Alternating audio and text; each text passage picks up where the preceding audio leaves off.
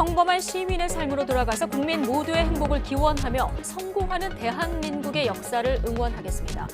5년 국정 운영을 마무리하는 문재인 대통령의 오늘 오전 퇴임 연설입니다. 오늘 새벽 0시를 기해서는 국군 통수권이 새 대통령에게 이양되고 내일 오전 11시 20대 대통령 취임식 이후에는 용산시대가 열리죠. 내일 정오에는 청와대가 개방됩니다. 오늘, 내일 권력 이양의 주요 과정들 잠시 뒤에 짚어보겠습니다. 새 정부 인사청문회 하이라이트로 불렸던 한동훈 법무부 장관 후보자 청문회가 현재 진행 중입니다. 자료 제출 공방만으로도 오전 내내 시끄러운데 잠시 뒤 청문회 현장 보시면서 주요 내용도 추은호 해설위원과 짚어보겠습니다. 월요일 더 뉴스, 오늘의 주요 뉴스 전해드립니다. 윤석열 제20대 대통령 취임식이 내일 오전 국회 앞 광장에서 열립니다. 윤 당선인은 내일 새벽 0시에 용산 대통령실 지하 벙커에서 군 통수권자로서 합동참모본부의 보고를 받으며 공식 직무를 시작합니다. 취임을 하루 앞둔 윤석열 대통령 당선인은 오늘 취임식 참석을 위해 방한한 외교 사절들을 접견합니다. 오후에는 새 정부 부처별 차관 인선과 남아있는 대통령실 비서관급 참모진을 발표합니다. 임기 마지막 날을 맞은 문재인 대통령은 퇴임 연설을 통해서 위대한 국민과 함께 성공하는 대한민국 역사에 동행하게 돼 영광이었다며 소회를 밝혔습니다. 문 대통령은 오늘 저녁 청와대를 나와 내일 취임식에 참석한 뒤 사저가 있는 양산으로 향합니다. 윤석열 대통령 당선인의 핵심 측근 가운데 한 명인 한동훈 법무장관 후보자 인사청문회가 국회에서 열리고 있습니다. 민주당이 자료 부실 제출 등을 문제 삼으며 총공세를 펼치는 가운데 국민의힘은 적극 옹호에 나서며 격돌하고 있습니다. 오늘 0시 기준 코로나19 환자는 2만 601명으로 어제보다 2만 명 가까이 줄었습니다. 그러나 일주일 전 같은 요일과 비교하면 늘어난 수치여서 앞으로 추이가 주목됩니다. 필리핀 차기 대통령을 뽑는 대선 투표가 시작됐습니다. 이번 대선에는 지난 1986년 민주화운동으로 쫓겨난 마르코스 전 대통령의 아들 마르코스 주니어 전 상원 의원과 레니 로브레도 현직 부통령이 양자 대결을 벌이고 있습니다.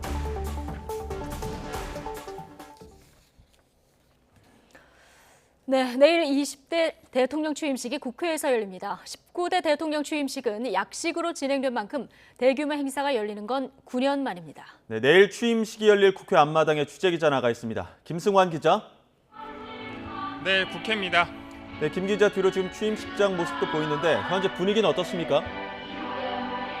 네, 내일 오전 대통령 취임식이 열릴 이곳은 오전부터 지금까지 예행 연습이 진행되면서 시끌벅적한 분위기입니다. 거리두기 완화 이후 야외에선 마스크 착용 의무화가 해제됐지만 워낙 많은 인원이 몰린 만큼 마스크를 쓴 사람들이 대부분입니다. 제 뒤로 보이는 것처럼 본 행사가 치러질 단상 앞으로 의자가 4만 개 가까이 빼곡히 들어차 있습니다. 잔디밭이라 평소 비어있던 곳이지만 각계 인사들과 시민들이 앉을 수 있는 좌석이 마련된 건데요. 내일 윤석열 당선인은 자리에 착석한 시민들과 인사하면서 자연스럽게 이동할 예정입니다.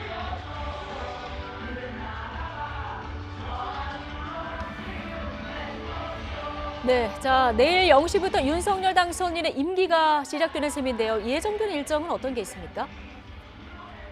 네, 먼저 내일 0시에 윤석열 당선인은 용산집무실 지하벙커에서 합참보고를 받으며 공식 업무를 시작합니다. 군 통수권 이양에 따른 첫 전화보고로 역대 대통령 모두 해왔던 절차입니다. 같은 시각 서울 보신각에서 국민대표 20명이 33번 종을 치면서 새 정부 임기 개시를 알립니다. 윤 당선인은 아침 서초동 사저에서 나와서 국립현충원에서 순국선열 참배를 합니다. 국회 취임식에 참석하고 곧바로 용산 대통령 집무실에서 외교 사절을 접견합니다. 오후에 다시 국회로 돌아와서 경축연회, 신라호텔 영빈관에선 외빈 초청 만찬을 주최합니다. 9년 만에 정식으로 열리는 대통령 취임식일 텐데 어떤 특징이 있을까요?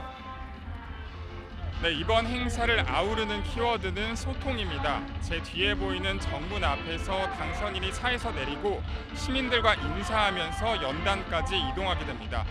또 취임 선서와 취임사 발표는 연단에서 더 아래 만들어진 돌출 무대에서 하게 되는데 이 또한 시민과 소통하려는 의지라는 게 취임식 준비 측 설명입니다.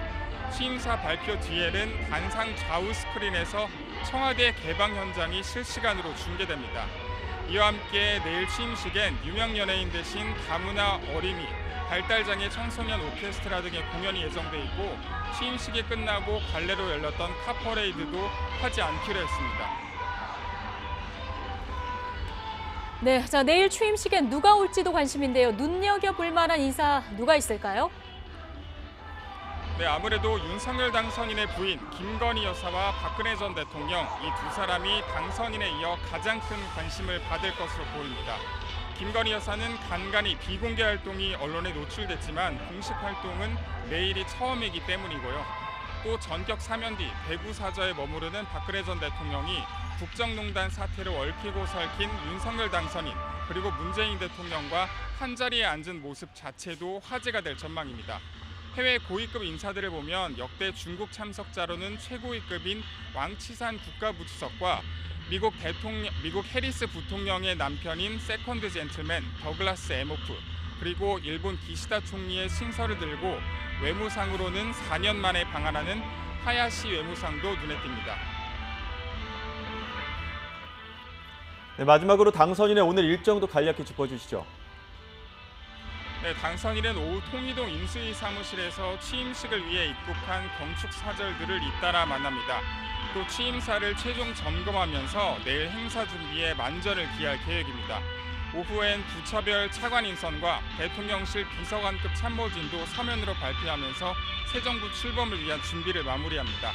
지금까지 국회 대통령 취임식장 앞에서 YTN 김승환입니다.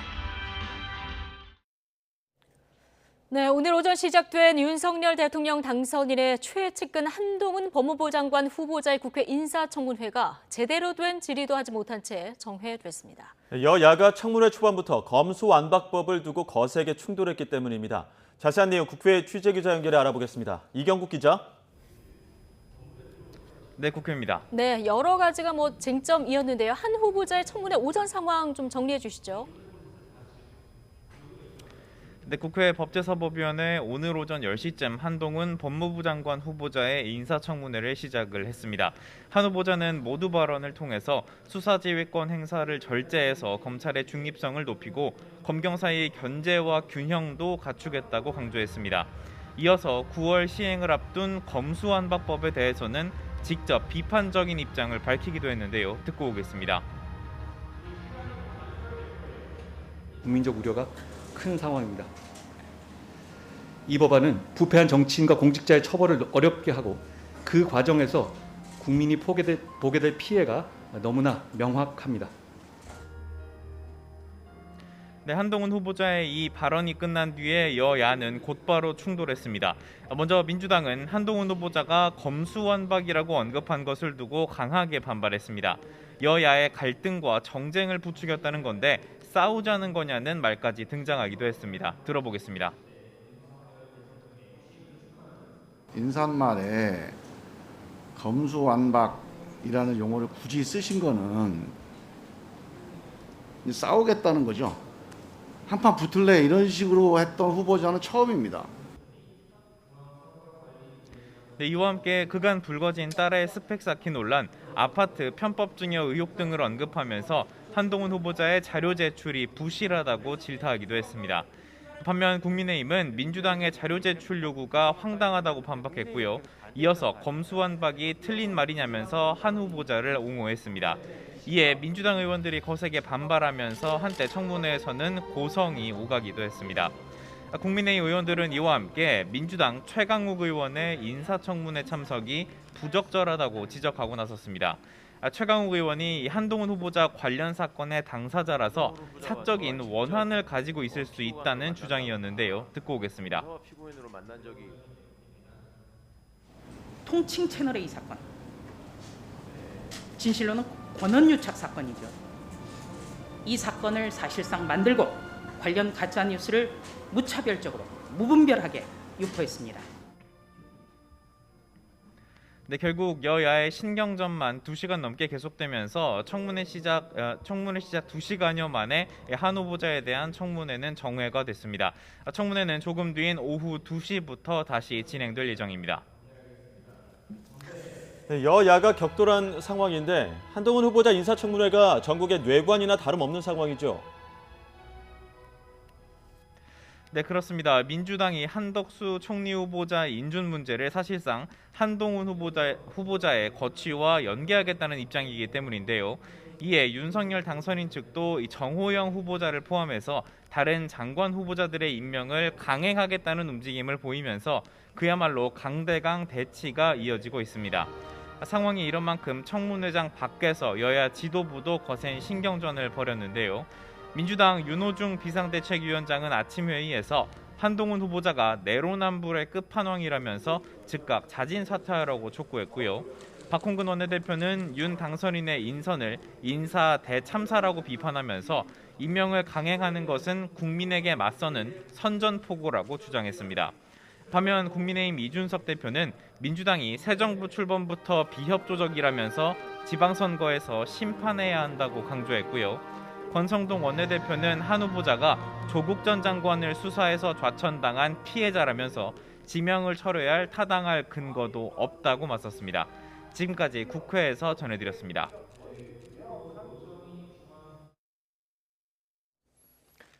한동훈 법무부 장관 후보자의 인사청문회는 애초 지난 4일로 예정돼 있었죠. 하지만 여야 논의 끝에 결국 오늘 열리게 됐습니다. 청문회가 연기된 이유 중 하나 바로 증인 채택 문제였는데요. 누구를 불렀길래 여야가 이렇게 팽팽한 기싸움을 벌이게 된 걸까요? 민주당은 한동수 대검찰청 감찰부장과 이문정 법무부 감찰 담당관을 불렀고 국민의힘은 박영진 의정부지검 부장검사와 김경률 회계사를 증인으로 채택하며 이렇게 맞불을 놨습니다. 채택된 증인들의 과거 행보를 보면 여야의 전략도 엿보이는데요. 한번 살펴보겠습니다. 먼저 민주당이 부른 한동수 감찰부장은 2020년 검언 유착 의혹을 받던 채널A 사건 당시 한동훈 후보자에 대한 감찰을 강행했던 인물입니다. 당시 감찰 과정에서 한동훈 검사장의 핸드폰을 확보하기 위해 몸싸움이 벌어지기도 했지만 비밀번호는 풀지 못했죠. 결국 열리지 않은 한 후보자의 핸드폰을 두고 공방이 예상되는 부분입니다. 윤석열 당선인을 지켜보는 차가운 눈 하나가 있다라고 차기 정부에 대한 경고 메시지를 보냈던 이문정 검사의 공세도 만만치 않을 것 같은데요. 윤석열 당선인이 검찰총장 내정자 신분이었을 당시 이문정 부장검사는 한동훈 검사장 등 정치검사를 쳐내야 검찰이 국민들의 신뢰를 되찾을 수 있다며 메일을 보냈지만 결국 고언은 받아들여지지 않았다고 호소하기도 했는데요. 그동안 윤 당선인과 한 후보자에 대한 대립각을 세웠던 만큼 오늘 증인으로 어떤 말을 할지 주목됩니다. 국민의힘 측에서 부른 증인들의 면면도 살펴볼까요? 먼저 박영진 의정부지검 부장검사는 채널A 사건 당시 검찰총장이었던 윤 당선인을 징계하는 데 반대했던 인물입니다. 최근에는 이른바 검수완박 법안에 대해 공개 비판했고요. 검수완박 법안의 위헌적 소지에 대해 헌법 소원을 추진하기로 하면서 김호수 전 총장에 대한 비판도 이어갔습니다. 그리고 마지막까지 증인 채택을 두고 격론이 벌어졌던 김경률 회계사, 조국 흑서의 공동 저자이자 검수완박 법안에 대해 날카로운 비판을 이어왔는데요. 청문회 최대 쟁점 중 하나인 검수완박과 관련해 증인들의 공세가 이어질 것으로 보이는 대목입니다.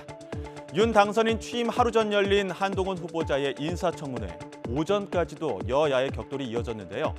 과연 증인들의 발언이 여야 공방에 힘을 실을지 청문 상황을 마지막까지 지켜봐야 할 것 같습니다.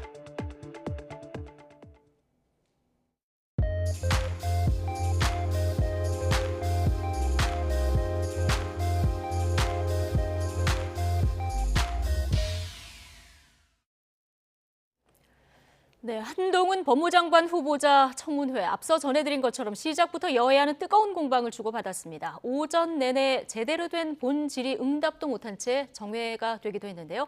추은호 해설위원과 함께 자세한 이야기 나눠보겠습니다. 어서 오십시오. 네, 안녕하세요. 네, 자 뭐 슈퍼 청문회다 이런 표현이 있었는데 여야 모두 좀 칼을 갈고 나온 것 같습니다. 그런데 오전 상황만 보면 정작 한동훈 후보자 발언은 별로 못 들었어요. 그렇습니다. 한동훈 후보자가 한 것이라고는 이제 선서를 했고요. 네. 그리고 모두 발언 이제 짤막하게 한 거 말고는 본질의가 진행이 안 됐기 때문에 예.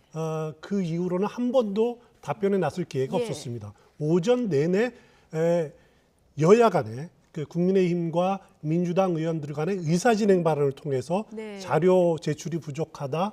그리고 또 최강욱 의원이 제척돼야 된다. 예. 뭐 그런 논쟁들. 또 한동훈 후보자가 사과가 있어야지 청문회가 진행된다. 이런 큰 세 가지 논란을 가지고 여야 간의 공방이 진행이 됐습니다. 당초 그러니까요. 민주당과 한동훈 후보 간의 그 치열한 공방이 있을 거다라고 이렇게 많은들 예상을 했을 텐데 그렇죠. 오전에는 그런 공방은 전혀 이루어지지 않았고요. 네. 오전에 의사진행 발언이 충분히 진행이 됐기 때문에 오후 또 저녁 앞으로 많은 시간이 남아 있습니다. 예. 그렇기 때문에 오후에서라도 예. 제대로 된 질의 답변 진행이 예. 되기를 기대합니다. 네, 오후 본회의 잠실에 속게 되면 이제 본 질의가 이제 진행될 것 같고요. 저희가 시작이 되면 잠시 현장을 보고 올 텐데 어쨌든 4일로 예정이 돼 있었던 청문회가 한 차례 연기됐었던 거는 표면적으로 자료 제출 문제 때문이었는데요. 이번에도 민주당은 후보자 측의 부실한 자료 제출 문제를 거론했습니다. 어떤 상황이었는지 오전 청문회 모습 잠시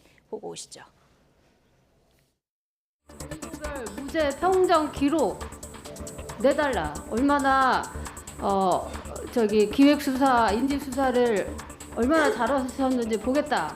안 줍니다.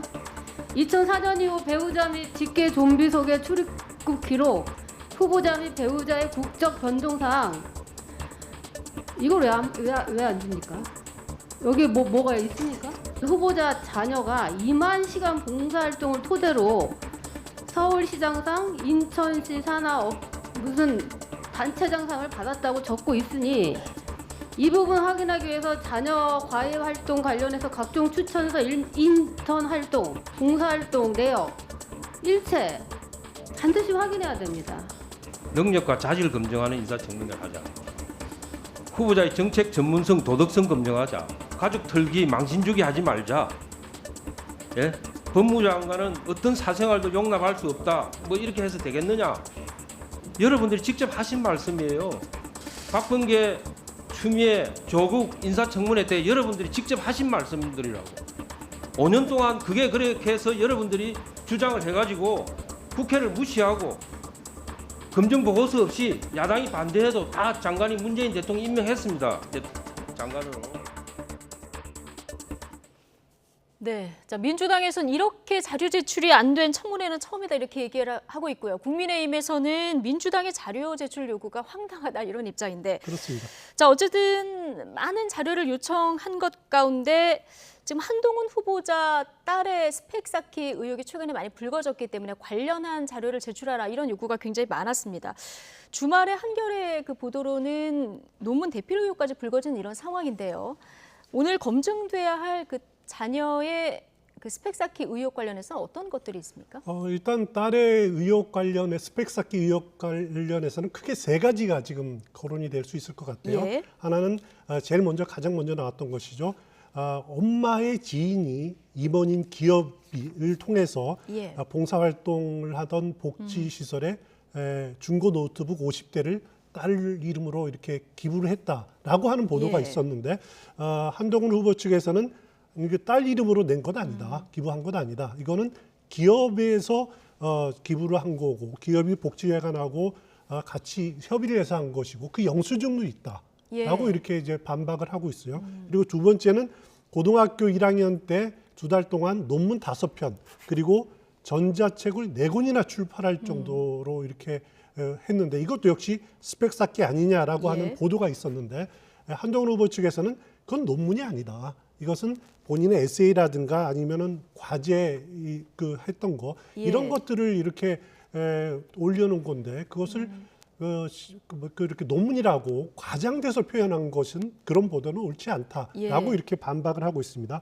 그리고 또 하나가 최근에 나온 것이 사회과학 네트워크라는 해외 사이트에 올라간 논문이 외국 저자가 대필해서 올린 거다라고 하는 그런 의혹이 제기가 됐는데 여기에 한동훈 후보 측은 그건 논문이 아니라 첨삭의 도움을 받아서 작성한 염승용 리포트 수준이다. 연습용 리포트 수준이다. 그렇게 반박을 하고 있습니다.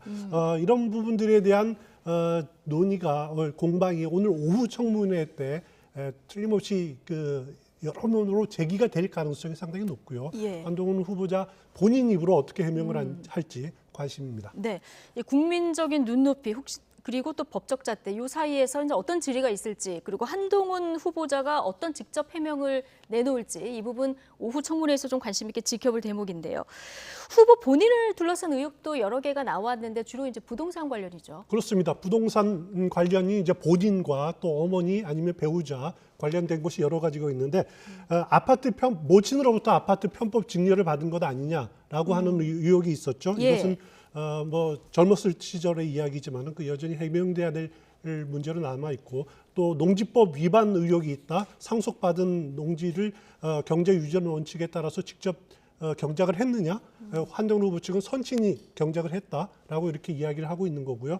배우자가 외우차를 구입할 때 경기도를 위장전입한 것 아니냐라고 하는 의혹, 이 부분은 사실로 드러난 부분들로 이제 인정을 했던 부분들이 있고요. 그리고 서초동 삼풍 아파트 전세금을 과다 인상했다라고 하는 지적이 있었는데 이 부분에 대해서는 기존 임차인이 원해서 한 것이다라고 이렇게 해명을 하고 있습니다. 그리고 1998년 조합 아파트 자격이 없는데 딱지 거래했다는 의혹, 또 부동산 거래 시 실시 거래가와 다르게 신고한 이력, 이런 것들이 개인 또 혹은 모친 또 배우자와 관련된 의혹들이고 이 부분에 대한 질의도 오늘 상당히 진행될 것으로 예상이 됩니다. 그리고 오늘 청문회에서 여야의 또 하나의 쟁점이 있었는데 앞서 이제 추은호 해설위원이 짚어주신 부분인데 청문위원인 민주당 최강욱 의원의 제청 문제를 두고 여야 사이에 공방이 오갔습니다. 이 장면도 잠시 보고 오시겠습니다. 오늘 이 자리에는 바로 인사청문위원으로 참석하는 것이 대단히 부적절한 분이 있습니다. 더불어민주당 소속 의원입니다. 이 의원은 통칭 채널A 사건, 진실로는 권언유착 사건이죠. 이 사건을 사실상 만들고 관련 가짜뉴스를 무차별적으로 무분별하게 유포했습니다. 명예훼손 혐의로 기소되어 현재 재판 중에 있습니다. 이런 상황에서 관련 사건에 피고인 겸 피의자가 후보자를 청문한다? 이것은 굉장히 부적절하고 자칫 형사 사건의 피고인이 자기 변호를 하는 자리로 청문회를 변질시킬 수 있는 대단히 위험한 상황입니다. 한동훈 후보자와 저와 직접 원피고관으로 만난다거나 뭐 검사와 피고인으로 만난 적이 없어요. 명백히 검언 유착 사건과 권언 유착 사건을 좀 구분해서 이해하고 발언하시기를 권합니다. 매번 틀리십니다. 권언 유착 사건은 지금 당선자를 포함한 우리 후보자를 포함한 검찰의 일부 집단에서 그 프레임을 바꾸고자 무슨 권력과 언론을 유착한 것처럼 만들어 보려고 수사도 열심히 하고 시도를 했다가 기소도 못하고 끝난 사건입니다. 그걸 여기 와서 지금 계속 들고 나오면서 마치 뭐 엄청난 이해관계나 불공정한 사유가 있는 것처럼 국민을 호도하시려고 하는 태도는 원만한 의사진행을 위해서 또 공직 후보자에 대한 제대로 된 검증을 위해서 결코 바람직하지 않은 태도다, 이렇게 말씀드리겠습니다. 네.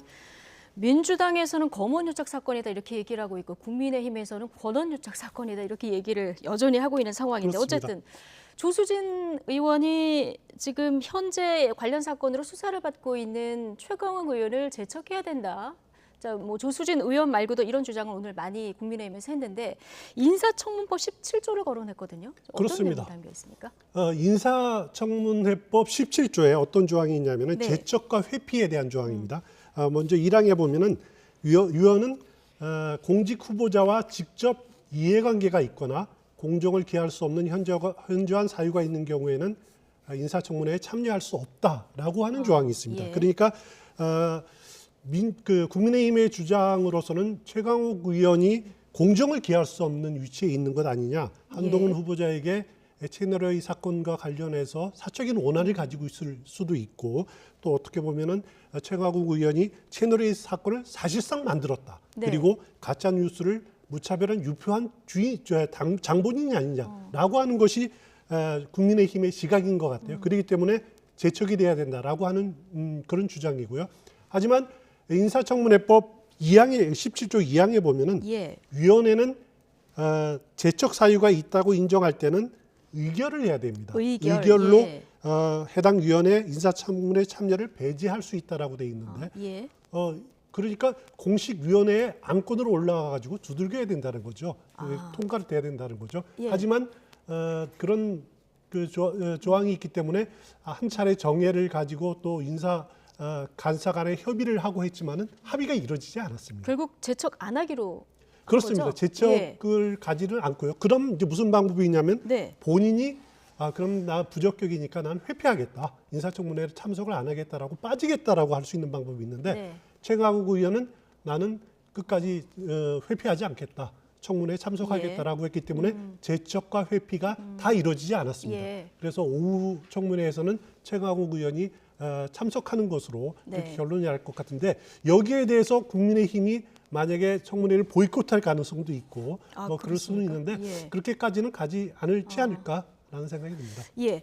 자, 여러 이슈들 중에서 가장 뜨거운 공방이 예상됐던 부분은 역시 이제 검수완박 통과 이 관련 아니겠습니까? 이미 후보자가 청문회에서 검수완박 입법 과정의 문제점을 상세히 설명하겠다. 자, 이렇게 예고를 한 상황이어서 자, 잠시 뒤 속개될 오후 청문회도 주목이 되는 상황입니다. 자, 오늘 아침 한 후보자의 청문회 모두 발언을 잠시 듣고 오시겠습니다.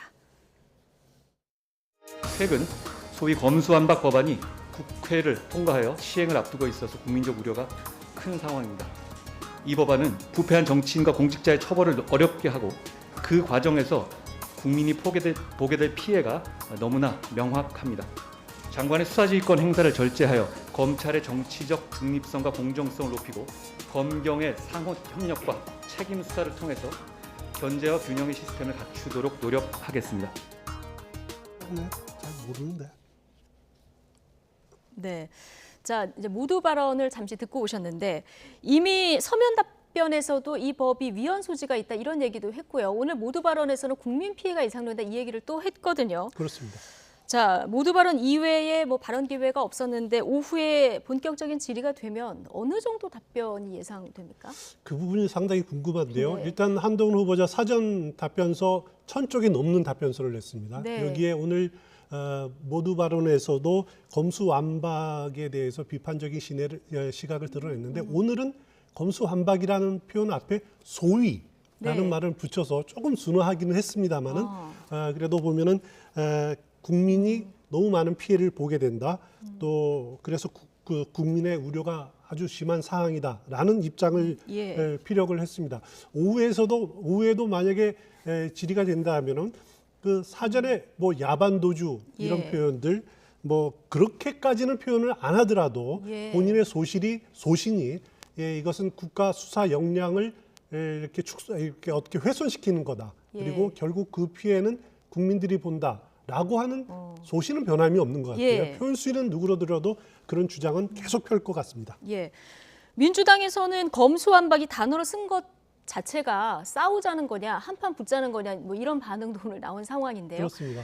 이미 뭐 야반도주란 말씀하신 대로 이 표현도 썼고요. 그리고 검수완박법은 저지돼야 될 법안이다. 자, 지명되는 날 이 얘기도 한 상황이라서 민주당은 이 발언에 대한 사과가 없이는 청문회를 중지해야 된다 이런 오늘 얘기도 나왔었거든요. 그렇습니다. 오늘 뭐 김종민 의원, 민영배 의원 할 것 없이 김영배 의원 할 것 없이 민주당 의원들이 한동훈 후보자의 검수완박 발언에 대한 그 문제를 삼아서 후보자가 사과하지 않으면은 우리는 청문회를 진행할 수 없다라고 하는 네. 강경한 태도를 보였습니다. 예. 그래서 한 차례 정회가 이루어졌었죠. 한 차례 정회가 이루어져서 여야 간의 간사 간의 협의가 진행이 됐습니다만은 결론은 국민의힘에서 이것은 한동훈 후보자가 사과할 문제가 아니다. 네. 라고 이렇게 그 사과를 촉구하지 않기로 결론을 내렸고요. 그 상태로 오전 회의가 정회가 된 상태입니다. 그래서 오후 회의 진행이 되면은 민주당 의원들이 또 다시 의사진행 발언을 통해서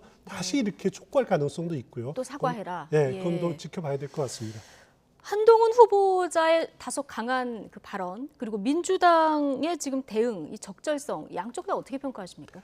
민주당으로서는 민주당 지적할 수 있는 문제라는 네. 생각이 듭니다. 일단 당 차원에서 한동훈 후보자를 문제 삼는 것보다도 어떻게 보면은 이제 민주당으로서는 검수완박이라는 표현 자체가에 네. 대해서 거부감을 가지고 있지 않습니까? 예. 이것은 국민의힘의 정치적인 프레임이다. 네. 라고 하는 표현을 썼는데 그거를 정부 기관의 법무부 장관이 되려고 하는 사람이 고스란히 이렇게 썼다라고 하는 것 자체에 대해서 거부감을 갖고 있는 거죠. 예. 그래서 국회를 무시하는 것 아니냐라고 하는 측면에서는 민주당으로서는 접근을 할 수 있는 네. 그 표현인 것 같고요. 하지만은 한동훈 후보는 이제 검수완박이라는 표현을 했다가 오늘은 소위라는 표현을 소위 썼어요. 검수완박. 예. 한 차례 이렇게 완화된 표현을 쓰기는 했습니다만 소신 자체가 변하지 않았기 때문에 네. 오후 청문회에서 진행이 된다면은 민주당 의원들과 이 문제에 대해서 큰 전선이 형성될 가능성이 큽니다. 예. 자, 그리고 현 정부 내내 법무부 장관의 수사 지휘권 행사 이 문제 가지고 굉장히 시끄러웠던 것도 사실인데 그렇습니다. 오늘 수사 지휘권을 절제해서 검찰의 중립성을 높일 것이다. 모두 발언에서 이 언급도 했거든요. 근데 여러 가지 서면 답변서 내용을 종합해 볼 때 지금 현 정부에서 보는 실행을 하려고 했던 검찰 개혁하고는 좀 검찰 개혁 방향이 거꾸로 갈 가능성도 좀 있어 보여요. 그렇습니다. 일단 말씀하신 대로 장관의 검찰 수사 지휘권에 예. 대해서 최대한 행사를 절제하겠다. 이거는 어떻게 보면 윤석열 당선인의 공약이기도 했지 않습니까? 예. 그렇기 때문에 한동훈 후보자도 마찬가지로 이 부분을 언급을 했고요. 그리고 검사 인사에 대해서는 검사 능력 그리고 실력을 통해서 공정한 인사를 하겠다라고 하는 그 인사 문제, 또 검경 상호 간의 균형이 필요하다라고 하는 그 세 가지의 검찰 중립성, 공정성 방안에 대해서는 오늘 모두 반에서 언급을 했습니다. 네. 그리고 지금까지 사전 보고서에서 언급한 한동훈 후보자가 생각하는 검찰에 나아갈 그 방향, 이것은 예. 일단 대검 수사정보 담당관실을 현 정부에서 폐지한 것을 다시 부활하는 조짐을 이렇게 가능성을 언급을 했습니다. 이건 어떤 의미가 있는 겁니까? 일단 검찰총장의 눈과 귀가 수사정보 담당관실이다라고 이렇게 생각하면 되겠죠. 예. 어떻게 보면은 검찰에 직접 수사하기 위해서는 정보 수집이라든가 여러 가지 자료를 수집해야 예. 되지 않습니까? 여기에 대해서 지금 축소 폐지 단계에 있는 이 수사정보 담당관실을 다시 제한적이자만 부활시킬 가능성을 언급했다라는 것은 어떻게 보면은 검찰의 수사력을 또 강화하겠다라고 예. 하는 의지가 담겨 있기 때문에 네. 검수완박법하고는 좀 어긋나는 그런 측면이 있는데 예. 어떻게 조정이 될지 좀 지켜봐야 될 대목이고요. 네. 또 하나가 이제 증권범죄합동수사단을 폐지하려고 하는 현 정부의 방침에 대해서 그건 서울 남부지청에 아마 예. 제가 설치된 것으로 알고 있는데 이것을 폐지돼서는 안 됐다. 예. 그러면서 합수단 형태의 전문부서 신설을 적극적으로 고려할 필요가 있다. 예. 이런 식으로 어떻게 보면은 문재인 정부의 검찰 개혁 방안과 원위치시키는 예. 그런 소신을 많이 밝힌 것 같습니다. 예. 자, 검수완박 입법에 대한 또 의견 그리고 검찰 개혁에 대한 의견 오늘 아마 민주당 의원들과 한동훈 후보 이 부분에서 가장 많이 이제 부딪히지 않을까 이렇게 예상이 되는 대목이고요. 오늘 한 후보자 청문회를 포함해서 지금 진행 중이거나 앞으로 남은 그 후보들은 몇 명이나 됩니까? 일단 오늘은 한동훈 후보자뿐만 아니라 이창양 산업통상자원부 장관 후보자에 대한 인사청문회가 같이 진행이 되고 있습니다. 예. 그리고 내일은 대통령 취임식이기 때문에 일단 인사청문회가 진행이 되지 않고요. 예. 수요일 11일에는 2명의 인사청문회가 개최가 됩니다. 이영 중소벤처기업 장관 후보자 그리고 김현숙 여가부 장관 후보자에 대한 인사청문회가 진행이 될 예정이고요. 12일 맨 마지막 권영세 통일부 장관 후보자에 대한 인사청문회가 진행될 예정입니다. 예. 자, 아직도 이제 많은 그 후보들의 청문 일정이 남아 있는 상황인데요. 현재까지 인사청문회를 마치고 청문 보고서가 채택된 사람이 지금 5명인가요? 그렇습니다. 지금까지 추경호 경제부총리 그리고 이종호 과기부 장관 후보자 또 한화진 환경부 장관 후보자 이정식 노동부 장관 후보자 오늘 아침에 이제 이종섭 국방부 장관 후보자 이렇게 5명이 채택이 됐고요. 예. 그리고 오후에 국회 농림축산식품해양수산위원회가 오후 4시에 개최가 됩니다. 예. 여기에 조승환 해양수산부 장관 후보자, 정황근 농림축산식품부 장관 후보자 인사청문 보고서 채택 예정인데 네. 아마 채택 가능성이 높지 채택 않을까라는 가능성이 생각이 높다. 됩니다. 예. 그렇게 되면은 윤석열 정부 출범하기 전에 7명의 후보자에 대한 인사청문 보고서가 채택될 가능성이 상당히 높고요. 예. 그리고 나머지 물론 이제 가장 큰 문제가 한덕수 국무총리 후보자에 인준 대한 문제죠. 인준 예. 문제. 물론 이제 청문 보고서도 채택이 안 됐죠. 예. 그리고 정호영 보건복지부 장관, 원희룡 국토부 장관, 또 행안부 이상민, 외교부 박진, 문체부 박복윤 후보자 이런 분들에 대한 인사청문 보고서도 아직 채택되지 않은 단계고 각 상임위원회에서도 채택이 어렵지 않는가라고 하는 것이 그런 논의가 진행이 되고 있습니다. 예. 그래서 윤석열 후보자가 그럼 다른 사람들에 대한 인사청문 보고서를 오늘까지 예. 채택해달라고 재송부해달라라고 요구를 한 상태입니다. 네. 자, 이게 민주당에서 지금 오늘 진행되고 있는 한동훈 후보자하고 총리 인준을 좀 연기하겠다. 사실상 이런 방침을 세우고 있어서 임명동의안 처리되는 것은 조금 어려워 보일 수도 있는 이런 상황이기도 한데요. 만약에 총리 임명 동의가 끝끝내 안 될 경우 어떻게 되는 겁니까? 상당히 골치 아픈 상황이 예. 발생할 수 있는데요. 일단 가장 유력한 방안은 총리 권한대행 체제로 당분간 유지하는 것이 가장 현실적인 방안이 아닌가 예. 싶습니다. 그러면 추경호 그렇습니다. 부총리가 추경호 하는 건가요? 경제부총리 겸 기획재정부 장관이 일단 총리 권한대행을 맡는 거죠. 예. 우리나라 정부조직법에 보면은 어떤 식으로 되어 있냐면 22조에 네. 국무총리 직무대행을 총리가 만약에 그 사고가 발생을 해서 직무를 수행할 수 없는 경우에 경제부총리가 1순위로 직무대행을 할 수가 있고요. 예. 그다음에 교육부총리. 근데 교육부총리도 지금 아직 지명되지 않은 상태 아닙니까? 그러니까요. 그리고 예. 만약에 넘어가면은 대통령이 지명하는 국무위원이나 아니면은 이제 과기정통부, 외교부 네. 이런 수도로 넘어갑니다. 지금은 추경호 경제부총리가 국무총리 직무대행을 수행할 가능성이 예. 상당히 높아 보입니다. 그러면 직무대행을 하려고 해도 추경호 그 기획재정부 장관도 누가 총리가 제청을 해야 되는 거잖아요. 그렇습니다. 우리 헌법에 예. 그 국무위원은 국무총리의 제청을 받아서 대통령이 임명한다라고 하는 조항이 있거든요. 그러니까 국무총리가 제청을 해야 됩니다. 네. 그럴 경우에는 아직 한덕수 총리 후보자가 국회 인준을 받지 않았기 때문에 예. 김부겸 현 국무총리가 추경호 경제부총리에 대한 예. 임명 제청을 윤석열 내일은 이제 대통령이 예. 되겠죠. 대통령에게 제청하는 절차를 가지게 될 겁니다. 예. 김부겸 국무총리가 그러면은 추경호 경제부총리만 하느냐, 아니면 국회 각 상임위원회에서 인사청문 보고서가 채택된 이런 장관 후보자를 예. 일괄적으로 하느냐, 그것은 김부겸 총리의 몫인 것 같은데 제가 보기에는 청문 보고서가 채택된 분들에 대해서는 일괄적으로 다 할 가능성이 상당히 높아 보입니다. 아, 그렇군요.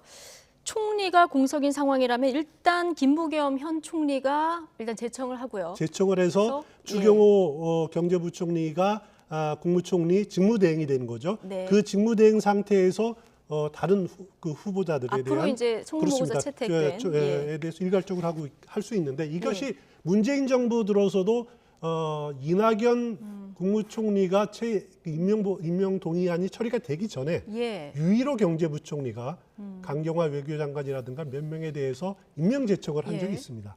그런 유일호 경제부총리도 그 사실 그 지금 현 국민의힘 쪽은 아니지만은 새누리당 출신 아닙니까? 네. 그런 전략이 있기 때문에 민주당 출신인 김부겸 국무총리도 이렇게 임명 제청하는 데는 큰 거부감이 없으리라는 생각이 듭니다. 예.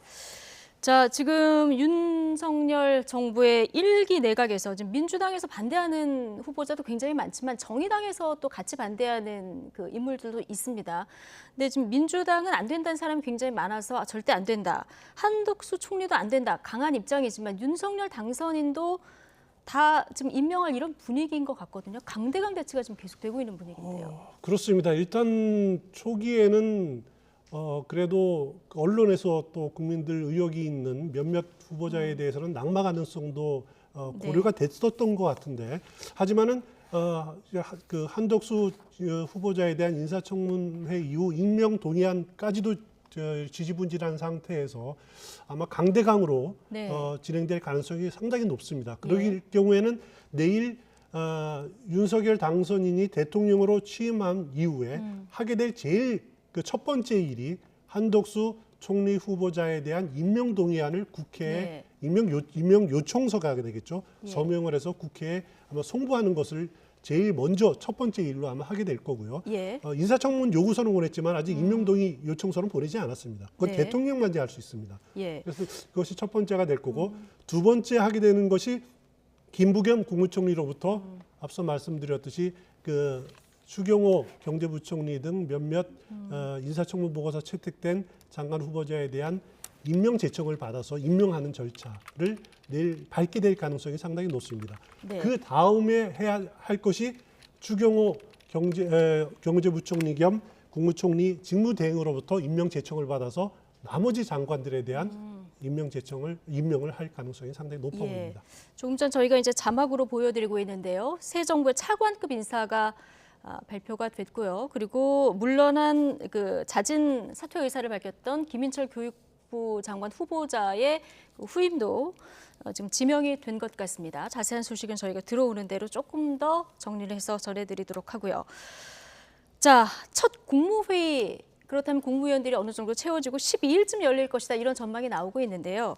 새 정부 인선 앞서 말씀해 주신 설명으로 보면 새 정부 인선들로 다 채워지기는 어려운 상황 아니겠습니까? 그렇습니다. 첫 회의 그림을 좀 그려보면 어떻게 될까요? 일단 국무회의가 지금 굉장히 필요한 상황이죠. 왜냐하면 2차 추경이 지금 한 32조 정도 이 정도 될 텐데 이것을 그 국무회의에서 심의 의결을 거쳐야지 국회에 넘어가는 아주 시급한 문제가 있는데 과연 그 새 정부의 국무회의가 국무총리도 없이 반쪽 국무회의로 진행될 가능성이 상당히 높습니다. 하지만은 반쪽이라도 과연 열릴 수가 있을까? 개의에 필요한 의사 정족수가 있고 또 의결 정족수가 있는데 과연 그걸 채울 수 있을까라고 하는 의문도 드는데 그래서 그 채우기 위해서라도 윤석열 대통령이 새 대통령이 인사청문 보고서 채택 안 한 그 장관들도 임명할 가능성이 상당히 높다.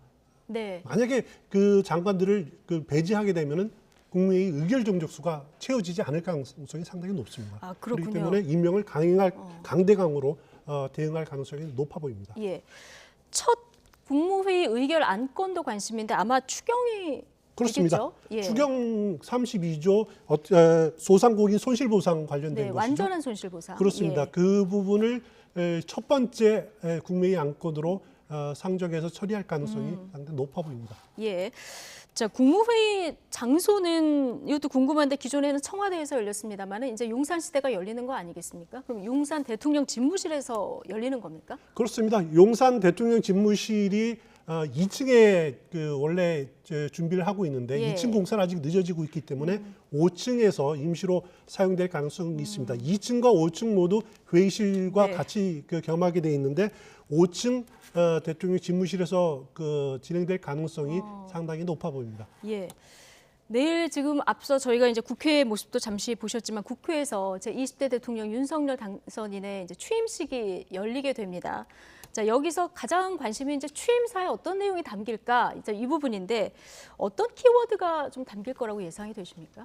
일단 윤석열 당선인이 그동안 계속 강조했던 것이 공정이라는 부분들, 그리고 국위 구선을 하겠다라고 하는 부분들, 그런 것에 또 실용이라고 표현은 안 했지만은 하여튼 실용, 공정 이런 부분들에 대해서 가장 무게중심을 둘 가능성이 상당히 높고요. 그럼 또 이제 상식이라는 표현이 있는데 상식이라는 것은 기준이 또 같다 하지 않습니까? 그래서 제가 보기에는 국위 구선 또 실용적인 면을 강조하겠다, 공정한 대한민국을 만들겠다 이런 점에 비중을 두고 취임사가 짜여지지 않을까라는 생각이 듭니다. 지금 취임식이 준비되고 있는 국회 모습을 저희가 잠시 보여드리고 있는데요. 내일 누가 참석할까 이 부분도 관심인데 일단 뭐 문재인 대통령 당연히 오시고 박근혜 전 대통령도 참석을 하게 되지 않습니까? 그렇습니다. 윤석열 당선인은 이제 새 대통령으로서 내일 취임사도 할 예정인데 자, 이 국정농단 관련해서 얽혀 있는 세 사람이 그 내일 한 자리에 있는 것도 좀 관전 포인트인 것 같습니다. 그렇습니다. 네. 일단 같은 자리에 있지는 않을 겁니다. 일단 그 단상을 기준으로 해서 왼쪽에 현 당선인, 그러니까 윤석열 당선인 부부 내외가 자리가 마련될 것 같고요. 그리고 오른쪽에 문재인 떠나는 대통령, 예. 문재인 대통령 내외 자리가 이렇게 마련이 될 것 같습니다. 그리고 그 뒤쪽으로 문재인 대통령 내외 뒤쪽으로 그 전직 대통령 네. 그리고 유가족들 자리가 이 제일 앞쪽에 마련될 가능성이 상당히 높아 그 보이고요. 뒤쪽으로. 그렇습니다. 예. 그렇기 때문에 뭐 나란히 한다든가 그런 모습은 아니지만 예. 카메라 앵글로 잡으면은 그 세 분의 모습이 나올 가능성도 상당히 있어 보입니다. 그래서 예. 또 하나 관심은 과연 문재인 대통령과 박근혜 전 대통령이 그 어떤 인사를 하느냐. 예. 그 부분도 사실 또 관심이 아닐 수가 없을 것 그러니까요. 같고요. 내일 아마 카메라 스포트라이트를 가장 많이 받는 이런 부분이 아닐까 싶은데 또 한 분, 김건희 여사도 당연히 이제 취임식에 참석을 할 텐데 공식 행사 참석은 뭐 이게 처음이 되는 거겠죠? 그렇습니다. 김건희 여사도 어떤 식으로 국민들하고 이렇게 등장할지 또 그렇다고 뭐 대단한 이벤트를 만들기도 네. 상당히 국민들이 거부감이 있기 때문에 어차피 주역은 윤석열 새 대통령이기 때문에 거기에 초점을 맞춰야 된다. 그래서 튀지 않는 식의 접근 방법이 등장 방법이 필요한 것이 아니냐라는 개인적인 생각이고요. 예. 아마 인수위나 이렇게 취임식 준비 측에서도 이렇게 그 포커스가 예. 김건희 씨 여사에게로 맞춰지지 않는 방향으로 준비를 하지 않을까라는 생각이 듭니다. 네, 뭐 이제 조용한 역할을 하게 될 것이다. 박주선 취임준비위원장도 뭐 이런 얘기를 했습니다만은 원래 직업이 있던 분이라서 자 앞으로 이제 5년 동안 어떤 역할을 할지 이 부분도 사실 관심이에요. 일단 하고 있는 일은 예. 중지하는 것이 원칙이겠죠. 네. 자칫 잘못하다 이해충돌 소지도 있고 오해받을 소지가 있기 때문에 중지하는 것이 올바른 그 판단이라는 생각이 들고요. 하지만 어떤 식으로든지 간에 나타날 수밖에 없을 겁니다. 예. 일단 우리 사회 소외계층을 돌보는 역할이라든가 아니면 해외 순방 때 같이 동행하는 역할이라든가 이런 부분들을 나타날 수밖에 없을 것 같은데 그럼에도 불구하고 그 선거 과정에서 나타난 부정적인 시각들 이런 것이 충분히 있기 때문에 몸을 낮추는 자세가 필요하지 않을까. 그런 점들만 유념한다면은 5년 동안의 청와대 생활이 그렇게 크게 무리는 없지 않을까라는 생각이 듭니다. 예.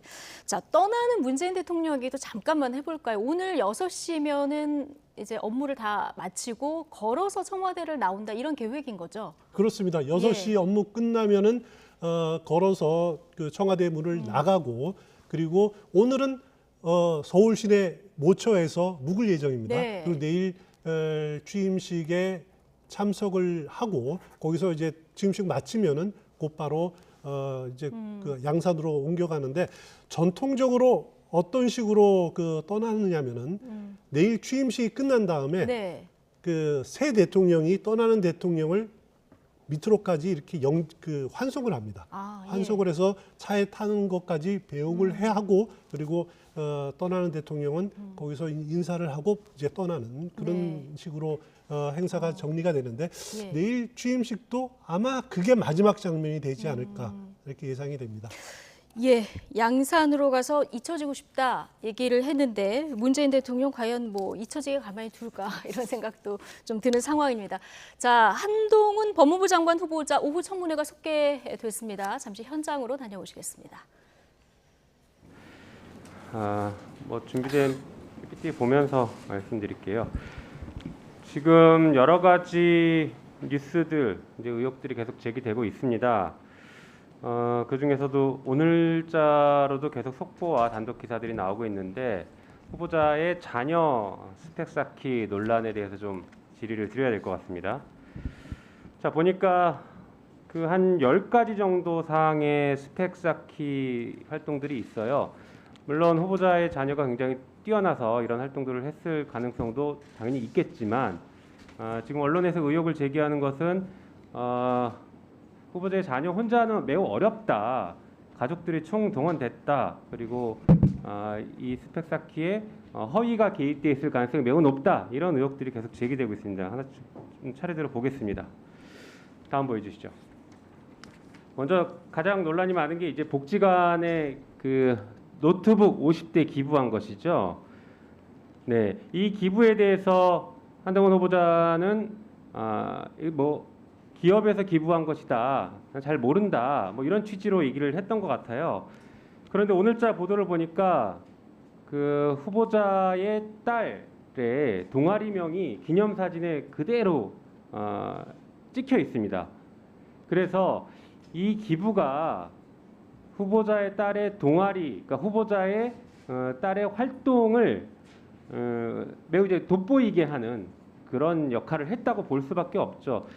그런데 이런 그 기부 행위가 정상적인 기부 행위였냐, 갑작스럽게 기부가 된 것이냐, 여러 가지 좀 논란이 있는데 보니까 후보자의 배우자와 이 회사 임원이 같은 동문이어서 기부를 해준 것 아니냐라는 의혹이 있습니다. 이런 의혹들 같은 경우에는 경우에 따라서는 제3자 뇌물죄나 배임 증죄죄가 성립될 수 있을 것 같습니다. 이 부분에 대한 수사가 필요하지 않을까, 이미 고발도 진행됐습니다. 수사가 필요하지 않을까 생각이 됩니다. 다음 보여주시죠. 자, 3M 아까 얘기했던 그 기업은 복지관에 노트북을 기부한 기업은 3M인데 그 3M이 또 등장합니다. 해당 기업이 후원한 논문 대회에서 후보자의 딸이 금상을 수상합니다. 그런데 수상했던 논문 같은 경우에는 대필 의혹이 나오고 있는 논문이에요. 이것 역시 지금 범죄가 성립할 수 있지 않을까 싶습니다. 논문을 대필 의혹한 논문을 제출했고 그 제출한 논문을 가지고 상을 탔다. 이러면 업무방해죄 성립될 수 있지 않겠습니까? 후보자가 그동안 그토록 강조했던 공정과 정의, 상식에 비추어 보면 당연히 수사 대상이 될 것으로 보여집니다. 다음 보여주시죠. 자, 그리고 후보자의 딸이 인터뷰했던 내용 중에서는 인천시장상을 받았다라고 했는데 보니까 인천시 의회 의장상 얘기가 나오고 있죠. 그러나 이 상을 또 왜 받을 수 있었는지에 대한 공적 조서가 지금 제출이 안 돼서 그 내용을 좀 확인할 필요가 있을 것 같습니다.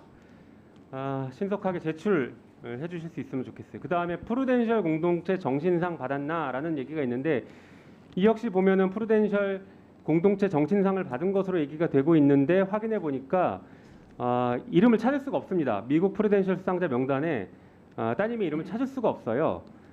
특히나 이것은 보니까 전국 중고생 자원봉사 대상 장려상이기 때문에 인터뷰에서 적시했던 프루덴셜 공동체 봉사상과 완전히 다른 상이다. 허위 인터뷰를 했다. 이런 의혹이 제기되고 있는 것입니다. 다음 보여주시죠. 네, 심각한 문제는 또 있습니다. 자녀 논문의 대필 정황이 보도되고 있습니다. 후보자는 그렇지 않을 거다라고 얘기했지만 이게 허위였죠. 후보자도 거짓말을 하신 거죠. 당장 케냐 대필 작가가 내가 했다라는 인터뷰를 했습니다. 다음 보여주시죠. 거기에서 그치지 않습니다. 다수의 논문과 전자책들, 후보자의 자녀가 지금 발간했다고 하는 것들이 표절 의혹이 매우 강하게 제기되고 있습니다.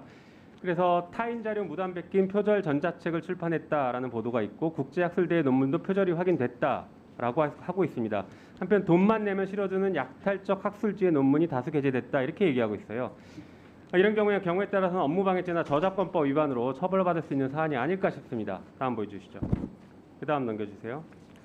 자, 이런 일들이 벌어진 시기가 참 애매합니다. 후보자가 2019년에 조국 당시 장관 후보자에 대한 수사를 지휘를 했죠. 당시 대검 반부패 부장으로서 지휘를 했는데 그 이후에 벌어진 것입니다. 후보자가 그렇게 강조하고 다른 사람의 잘못에 대해서는 그렇게 추상같이 수사하고 70군데의 압수수색까지 해가면서 수사를 했는데 그 결과 기소까지 했지 않습니까? 그런데 막상 후보자의 자녀는 그 이후에 2019년 이후인 2020년, 2021년, 2022년에 이런 일들을 벌였던 것입니다. 이게 가장 심각한 문제가 아닐까 싶습니다. 다음 보여주시죠. 그 이후에 후보자 측의 태도가 참 황당합니다. 항상 검사들은 무슨 일이 발생하면 증거인멸부터 대놓고 해왔던 것 같은데 그 태도가 고스란히 여기서도 보여지고 있습니다. 예전에 보니까 공수처에서 고발사주 사건 수사하려고 하니까 검사들이 자료 삭제, 교체했다. 통째로 지워진 대검찰청 컴퓨터, 보도당의 휴대폰 하드 교체 이런 보도들이 나왔는데 그 이후에 이 사건에서도 이런 보도가 있습니다. 한동훈 딸 공동저자 전자책 미국 아마존 서점서 사라졌다. 그리고 노트북 50대 기부 인터뷰 역시 삭제됐다. 전형적인 증거인멸 행위들을 계속 하고 있는 게 아닐까 싶습니다. 이게 후보자가 보여준 태도입니다. 그다음 보여주시죠. 거기서 멈추지 않습니다. 이런 보도, 의혹 보도를 하니까 고소고발을 하고 있습니다. 한겨레 기자 고소했고 전직 기자 고소하고 계속 고소고발을 하고 있습니다. 이게 언론에 재갈부터 물리려고 하는 셀프 고소가 아닐까 싶습니다. 특히나 후보자 같은 경우에는 다른 장관이 아닙니다. 사정기관, 검찰의 수장인 법무부 장관 후보자이기 때문에 이 고소가 셀프 고소이고 이 고소 사건에 대한 수사를 최종적으로 지휘하는 지위에 있기 때문에 이 사건이 더 문제가 있다. 이렇게 평가할 수밖에 없습니다. 다음 보여주시죠. 설리번 소송 많이 그 국민의힘에서 내든 인용했었죠. 공직자나 공인의 경우에 명예훼손이 인정되기 위해서는 이 보도의 오류가 실제적인 악의를 가지고 있어야 되는데 조금 전에 그런 보도들이 실제적 악의가 있다고 보기 어려움에도 불구하고 후보자가 매우 정광석화처럼 강력한 법적 대응들을 하고 있는 게 아닐까 이런 태도를 지적하지 않을 수 없습니다. 네. 그 다음 보여주시죠. 자, 후보자는 그런데 이렇게 이런 스펙들을 쌓는 게 사실 별 문제 없지 않냐. 아직 대학 진학도 하지 않았고 거기에 쓰지도 않았지 않느냐. 소위 말해 예비 음모는 처벌할 수 없는 것 아니냐라는 취지로 읽혀집니다. 그런데 그렇지 않은 것 같습니다. 이걸 왜 이렇게 스펙을 쌓았을까? 다음 보여주시죠. 그 후보자 사촌과 똑같은 스펙을 쌓아갑니다. 보니까 그 후보자의 딸과 사촌들의 교회 활동들은 여러 차례 겹치고 있습니다. 봉사활동 단체를 같이 만들었고, 다음 넘겨주시죠. 또 포스터 전시회도 같이 했고 포스터에 그 이모의 딸이 이름이 모두 들어갑니다. 그 사촌들의 이름이 들어간다는 얘기죠. 또 보여주시죠. 또 환경 문제를 다루는 어떤 커뮤니티, 장애인 커뮤니티 이사나 수학클럽 회장 등을 맡은 등의 스펙을 비슷하게 유지합니다. 다음 보여주시죠. 이런 여러 가지 스펙들을 쌓고 나서 다음 보여주시죠. 영어 번역도 그렇고 사촌들이 보니까 아이비리그 대학에 입학을 했어요. 후보자의 딸도 똑같은 코스를 걷기 위해서 이런 스펙을 했던 것으로 보여지는데 여전히 아니냐고 얘기하실 수 있고 그렇게 주장하실 수 있겠습니까? 공정하다고 평가하실 수 있겠습니까? 여기에 대한 입장과 지금 당장 수사가 필요한지에 대한 입장과 답변하십시오. 예. 너무 많이 말씀해 주셔서 어떤 부분을 먼저 대답해야 될지가 조금 애매한데요. 개괄적으로 말씀드리면은 사실 저는 솔직히 이 교육 과정에서는 잘 알지는 못합니다. 제가 관여를 하지 않았고 대개 그 시기가 제가 이제 지방으로 좌천돼 있을 때라서 제가 상황은 몰랐는데 이 과정을 좀 들어보니까 대개 뭐 지금 말씀하시는 논문이라고 하는 것들은 논문 수준은 아니고요.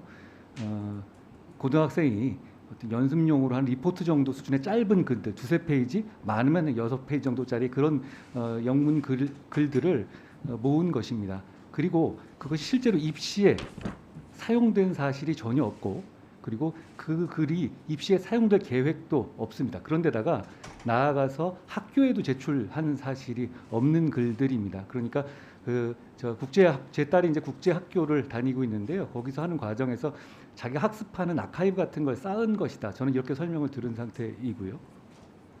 그리고 봉사활동에서 대해서 아까 말씀하셨는데요. 그거는 지금 일회성으로 하는 것이 아니라 3년 가까이 계속 하고 있는 일이고 취약계층이 있는 이 아동들을 상대로 제 딸 같은 경우는 이제 국제학교에 다니고 주위에 친구들이 네이티브 영어들이 많으니까 그것을 이제 줌으로 연결해서 서로 좋은 일을 할 수 있지 않을까 하는 상태에서 시작한 것이고 실제로 거기서 도움을 받고 있는 분들도 많은 것으로 알고 있습니다. 그런 과정에서 이제 그 아동 시설에서 노트북이 부족해서 거기에 대해서 이제 자기 노트북을 좀 구해서 주다가 그래서 그 기업에서 폐기 처분할 불용 용도의 노트북을 기증한 것인데요. 저는 그것이 크게 문제되는 것이 아니고 오히려 장려해야 될 부분이 아닌가 생각합니다. 그러지 않았으면 폐기 처분될 내용들이 지금 취약계층 아동의 영어 공부에 쓰일 수 있으면 좋은 일 아니겠습니까? 그리고 너무 많이 말씀하셨죠. 그리고 서울시, 인천시 그 상장 같은 경우는 원래 이게 오보가 먼저 나왔었고 그리고 민주당에서도 이게 서울시가 가짜다 이런 주장을 좀 하셨었다가 사실이 아닌 걸로 드러났지 않습니까? 나머지 상들도 그걸 제가 없는 거를 있다고 말씀드리진 않겠습니까? 제가 그렇게 말씀드리고 싶고요. 그리고 제 딸이 지금 미성년 상태입니다. 그리고 어떻게 보면 좌표 찍기를 당한 이후에 이메일이라든가 그 사이트로 굉장한 욕설과 그런 미성년자로서 좀 감당하기 어려운 공격을 당하고 있어서 굉장히 충격을 받은 상태고요. 그래서 본인한테 본인이 지금 어려운 상황이기 때문에, 그리고 뭐 지우는 거 말씀하셨는데 제 딸 외에도 다른 뭐 봉사활동 가담자들도 그 다 미성년자거든요. 그럼 본인들이 그걸로 인해서 지금 이 상황으로서 큰 공격을 받거나 큰 공격을 받고 싶지 않기 때문에 그런 자료들을 내리는 걸 뭐라고 욕할 수는 없지 않겠습니까? 그런 말씀 드리고요.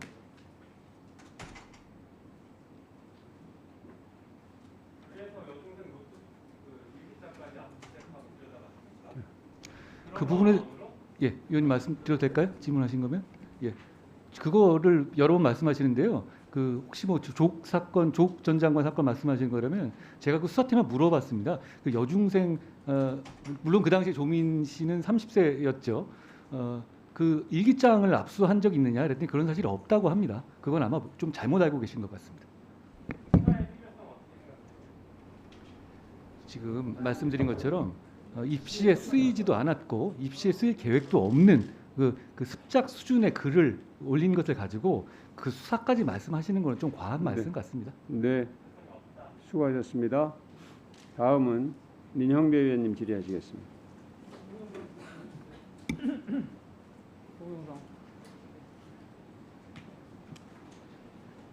예, 광주 광산구를 지역구로 하는 민형배입니다. 후보자 그리고 또 법무부 직원분들 청문회 준비하시느라고 애 많이 쓰셨습니다. 동영상 보겠습니다.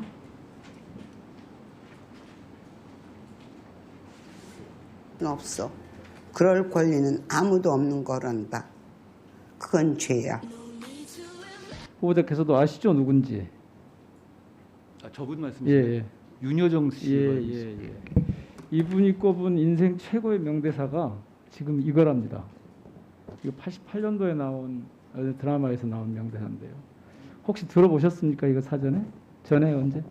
처음 들으신가요? 제가 이 얘기는 처음 들어봅니다. 예. 말씀해 주시면 제가 경청하겠습니다. 예. 다음 그 비트 보여주실래요?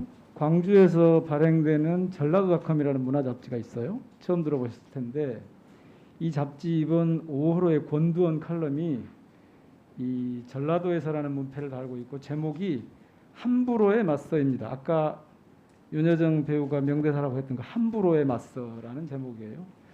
이 칼럼의 필자는요. 이 명대사를 인용한 뒤에 이렇게 씁니다. 그 말이 지금 더욱 절실하게 다가오는 것은 혐오와 차별, 갈라치기를 버젓이 행하는 무리가 권력을 쥔 현실 속에서 사람을 향한 함부로가 횡행할까 봐 염려하기 때문이다. 후보자께서도 이런 현실 진단과 우려에 동의하실 거라고 보는데요. 아닌가요? 일반적으로 말씀하신 취지를 공감합니다. 네, 이미 현실이 돼 있거든요. 외교부 장관은 공관에서 쫓겨납니다. 내일 대통령 취임식이 열리는데 국회 직원들이 주차마저 허용되지 않습니다. 그리고 국회 많은 직원들이 이렇게 얘기합니다. 대통령 취임식 여러 번 열렸는데 이렇게까지 직원들한테 함부로 하는 건 처음 봤다. 그러고 있어요. 국회의장이 중재한 여야 합의를 국힘은 함부로 파기해버립니다. 법사위 회의장에 국민의힘 의원들이 함부로 난입하고 이준석 당대표는 장애인을 함부로 차별합니다. 그러니까 함부로 하는 일이 몸에 밴 것 같아요. 그런데 후보자님, 법무부는 사람이 사람에게 함부로 대하는 것을 제도적으로 예방하고 즉 사람다움, 즉 인권을 보호하는 것을 큰 책임으로 갖고 있는 부처 맞죠? 맞습니다. 예. 자, 가능성이 높아 보이진 않지만 혹시 법무장관으로 일하시게 된다면 이런 법무부의 책무를 놓치지 않으실 거죠?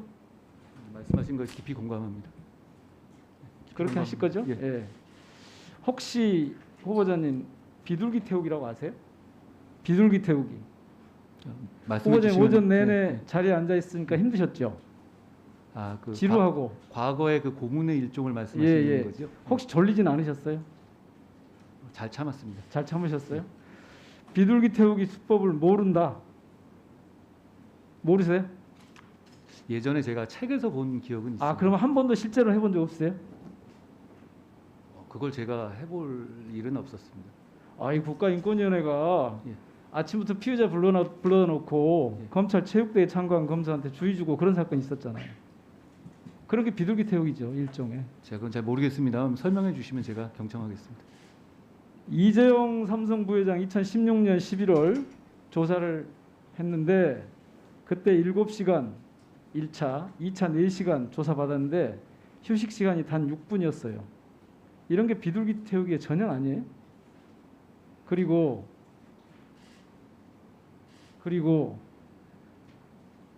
구속돼 있는 피의자들을 한 40번, 50번 불러놓고 실제 조사는 너댓 번밖에 안 는 경우가 꽤 있었거든요, 검찰에. 근데 그런 자료들을 좀 제출하라고 했더니 안 해요. 지금 안 하는데 이렇게 검찰에 대한 이미지가 되게 좀 두려움의 대상이에요. 그런데 자꾸 그거를 우리 후보자께서는 그렇게 해서 국민들의 편익이 증진될 거다 이렇게 표현을 하시더라고요. 검찰의 수사권을 계속 가지고 있으면 저는 거기에 동의하지 못합니다. 자, 어쨌든 대표적으로요. 기억하시죠? 2009년에 고 노무현 대통령 검찰 수사 과정 함부로 한 거 맞죠? 함부로 한 거잖아요, 당시. 심하게 함부로 한 거죠. 네, 말씀을 좀 듣겠습니다. 예. 사과하실 생각 없으세요? 제가 관여하지 않았던 일에 대해서 그래요. 그러면 조국 수사, 조국 장관 수사 조금 전에 말씀하셨죠. 네. 그때도 함부로 그리고 심하게 했어요. 노무현 대통령 결국 죽음으로 끝났고 그래서 다들 검찰의 정치적 살인이다 이렇게 얘기하는 거잖아요. 그리고 조국 장관 온 국민이 다 알다시피 70회가 넘는 압수수색 했어요. 과잉수한 거죠. 검찰이 함부로 한 거 아닌가요? 저는 어려운 여건에서 최선을 다했다고 생각합니다. 최선을 다했다. 예. 과잉 수사를 했느냐고 제가 물었는데 최선을 다했다고 하면 검찰이 한 아니요, 모든 저는 행위는 과잉 수사라고 말씀드린 게 과잉 수사가 아니었다고 말씀드린 겁니다. 과잉 수사가 아니었다고요? 예. 아니 세상의 모든 사람들이 과잉 수사라고 하는데 과잉 수사가 당사자는 아니었다고 하니까 그러면 앞으로도 계속 그렇게 하시겠다는 건가요? 그거는 사건에 대해 당사자가 어떤 음모론을 펴면서 수사팀을 공격하고 그리고 그 여론을 동원해서 수사팀을 공격하고 아니 여론을 뻔한 상황에 대해서 거부할 경우에는 당시에 집중적인 수사할 수밖에 없습니다. 후보자였죠. 여론을 가지고 장난친 건. 아니 다 아는 사실을 지금 그걸 아니라고 부정을 하면 어떻게 합니까? 흘려주기 피해 사실 흘려주기 끊임없이 하고 심지어는 소문이 편집국장이라고 소문났던데 검찰에요. 기자들한테 제목을 일일이 알려줬다는 거 아니에요? 사실이 아니고요. 저는 조국 사건에 대해서 사과하신 걸로 알고 조국 사태를 강을 건넜다 하셨는데 그럼 저희가 조국 수사를 하지 말았어야 했는지 그게 그렇게 여쭙고 싶습니다. 노무현 대통령의 죽음이든 조국 전 장관 일가족에 대한 도륙이든 하여튼 사과 의사가 없다는 말씀이시죠? 그리고 온당했다. 노 전 대통령 사건에 관해서는 제가 알지 못하고 제가 관여한 바가 없고요. 못해요? 그때 검찰에 제가 계셨는데. 관여한 바가 없고요. 조국 전 장관 사건은 제가 관여했는데 관여하지 그건 않았는데 사과 지금 사건이 아니라고 후보니까 생각합니다. 당시 검찰이 그런 행위에 대해서 사과 의사가 있냐고 묻는 거예요. 위원님, 제가 한 말씀 올려도 되겠습니까? 예, 짧게 하세요. 과거에 민주화 운동을 하던 경우에도 민간인을 고문하던 분도 계셨습니다. 그렇지만 그런 일을 가지고 옛날에 그런 일이 있었다고 해서 민주화 운동 전체를 폄훼하지 않지 않습니까?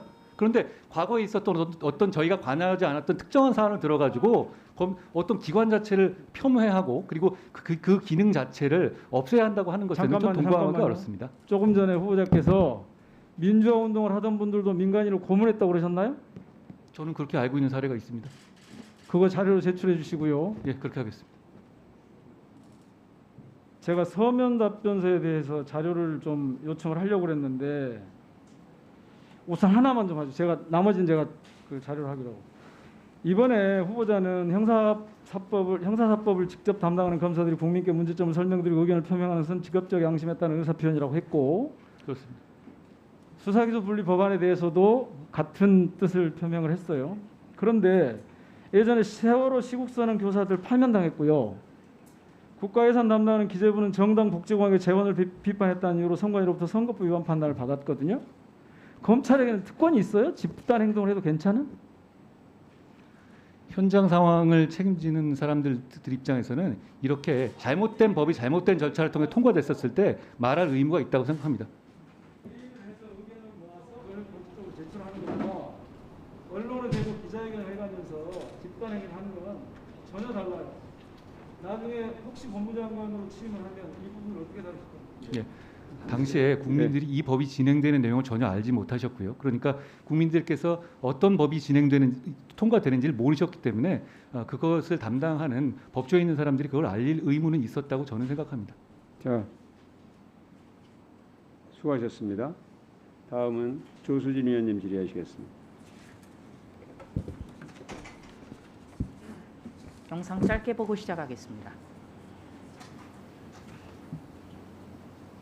해가 지면 없는 죄 만들어서 감옥 갈 것 같습니다, 여러분. 해가 지면 없는 죄 만들어서 감옥 갈 것 같습니다, 여러분.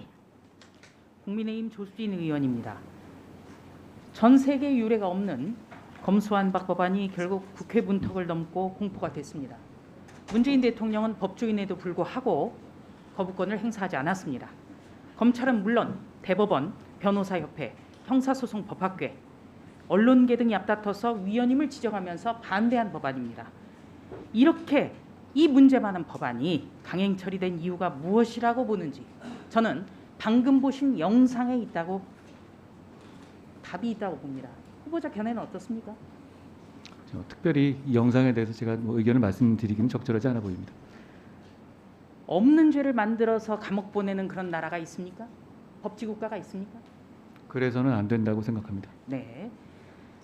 검수완박법은 검찰청을 사실상 폐지시킨 것이나 다름이 없습니다. 현직 검사장은 검수완박 법안에 대해서 이렇게 말했습니다. 조선시대 연산군이 자신의 비리를 숨기기 위해서 사원부를 폐지한 것이나 다름없다. 아울러서 우리 사회에 지성이라는 게 있다면 있을 수 없는 일이라고 비판을 했습니다. 여기에 대해서 후보자는 어떻게 평가합니까? 저는 이 법이 부패한 정치인이나 부패한 공직자가 처벌을 면하기 위해 만든 법이라고 생각합니다. 그 과정에서 서민과 국민이 입을 피해를 신경 쓰지 않은 법이라고 생각하고요. 잘못된 법이 잘못된 절차를 통해서 입법된 것에 대해서 대단히 유감스럽게 생각합니다. 네, 내용도 문제고 절차도 문제가 있군요. 그렇습니다. 네, PPT 준비됐으면 좀 띄워주시겠습니까? 네, 저희 방에는 참 제보가 많이 잇따르고 있습니다. 우선 대표적인 거 두 가지만 좀 적시를 했는데요. 우선 이번에 더불어민주당에서 공천이 확정된 단체장 2개의 사례를 제가 들었습니다. 목포시장의 경우에는 본인과 배우자가 3건의 선거법 위반 사건으로 선관위로부터 고발을 당했고 배우자는 최근 검찰로 송치가 됐으나 더불어민주당의 공천이 확정됐습니다. 전남 한평분수의 경우에는 건설업자로부터 1,000만 원 상당의 양복비 뇌물수수 혐의가 있습니다. 양복을 얻어입는 분들이 좀 있는 것 같아요. 최근 검찰로 송치됐지만 역시 공천이 확정이 됐습니다. 저는 이런 제보들을 보면서 검찰 수사를 아예 발본색원해야겠다 이런 생각들을 하고 있는 것 아닌가 이런 의심을 지울 수가 없습니다. 어떻게 보십니까? 제가 이 제보 내용을 잘 몰라서 뭐라고 말씀 올리기가 좀 어렵습니다. 네, 우선 검찰 수사가 진행이 됐다면 검찰 수사를 염두에 둔다면 이런 공천이 이루어질 것인가 저는 잘 이해가 되지 않습니다. 자, 검수완박법에 대해서는 헌법재판소가 위헌인지 여부에 대해서 심리에 들어갔습니다. 국민의힘이 제소한 것뿐만 아니라 전현직 교수 6천여 명이 헌법소원을 청구를 했고요. 또 시민들이 헌법소원을 제기하는 일도 잇따르고 있습니다. 대검찰청에서는 후보자가 장관에 임명이 되면 권한쟁의 심판 청구에 나서는 방안을 검토 중인 것이라고 지금 알려져 있는데요. 언론에도 상당수 보도가 됐습니다만 검토해 보셨습니까? 청구인으로 나설 의향이 있습니까? 위원님, 제가 아직 취임하기 전이고 아직 임명되는지도 확정되지 않기 때문에 그 점을 미리 검토할 만한 상황은 아닙니다. 네, 검수완박 법안이 위헌인 이유는 이렇게 숱하게 논의가 되고 있습니다. 법안 자체의 위헌성도 있지만 가장 큰 문제는 절차적인 위헌성입니다. 하나하나씩 좀 세부적으로 들어가 보겠습니다. 우선 이번 검수완박 법안 날치기 처리 과정에서는 이승만 정부 때의 4.4.5입 개헌 이래 최악의 꼼수들이 난무했습니다. 그중에서도 가장 대표적인 것이 위장 탈당일 것입니다. 위장 탈당은 국회판 위장 전입이지요. 위장 탈당, 이게 바로 안건 조정위에서 꼼수를 쓰기 위해서 이런 최악의 어떤 꼼수를 사용을 한 건데요. 안건조정위원으로 참여해서 최장 90일짜리 안건조정위원회를 단 17분 만에 끝내버리기 위한 정말 꼼수 중의 꼼수다, 이렇게 생각을 합니다. 자, 후보자님, 지금 우리 법에서는 위장 전입이라든지 위장 이혼이라든지 이런 거 처벌이 되지요? 경청하겠습니다. 말씀. 네. 그렇다면은 위장 탈당, 이걸 가만히 놔두면 위장 전입이라든지 위장 이혼이라든지 이런 게 사실로 확인돼도 처벌하기가 굉장히 어렵지 않겠습니까? 제가 구체적으로 어떤 일에 대해서 말씀드리긴 어렵고, 다만 법이 적법 절차, 헌법상의 적법 절차를 지켜서 제정되고 그리고 시행되어야 한다고 생각합니다. 그러니까 법률에 있어서는 절차적 정당성을 갖춰야 된다고 보시는 거죠? 당연한 말씀입니다. 네. 지금 민법상 통정 허위 표시, 이런 얘기 굉장히 지적이 많습니다. 민법상 통정 허위 표시, 이른바 짬짬이 행위. 발음을 좀 제가 다시 한번 하겠습니다. 짬짬이 행위는 무효다, 이런 지적도 굉장히 많은데요. 다시 말해서 사후에 복당하는 것을 전제로 해서 위장 탈당하는 척하는 이런 행위는 애초에 무효다, 이런 법적의 지적이 많더군요. 들어보셨습니까? 말씀해 주시면 제가 경청하겠습니다. 네. 그러니까 이런 어떤 위장 탈당 행위는 법안 처리를 위해서 탈당한 것처럼 하고 사후에 복당을 약속을 받았기 때문에 민법상의 통정 허위 표시다, 이른바 짬짬이 행위다, 이런 지적이 많다는 겁니다. 네, 들어보셨죠? 그렇다면은 안건 조정위 구성 및 의결의 정족수부터 잘못된 것이다. 그렇다면은 더더욱이 헌법에 규정된 다수결의 원칙도 위배하고 있다. 저는 이렇게 생각합니다. 동의하십니까?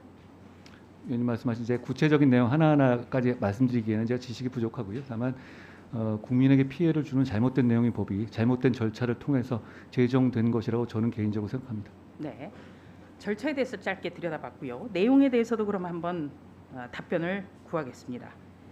우선 극히 일부 사건을 제외하고 전적으로 검사의 수사권을 박탈할 수 있는가, 이것이 문제입니다. 우리나라 헌법은 검사의 영장 청구권을 명시하고 있죠. 그렇습니다. 형사소송법도 수사의 장애, 헌법상 영장 청구권을 구체화해서 규정하고 있죠. 헌법에 규정되어 있습니다. 헌법과 형사소송법에 규정되어 있습니다. 그렇죠. 네.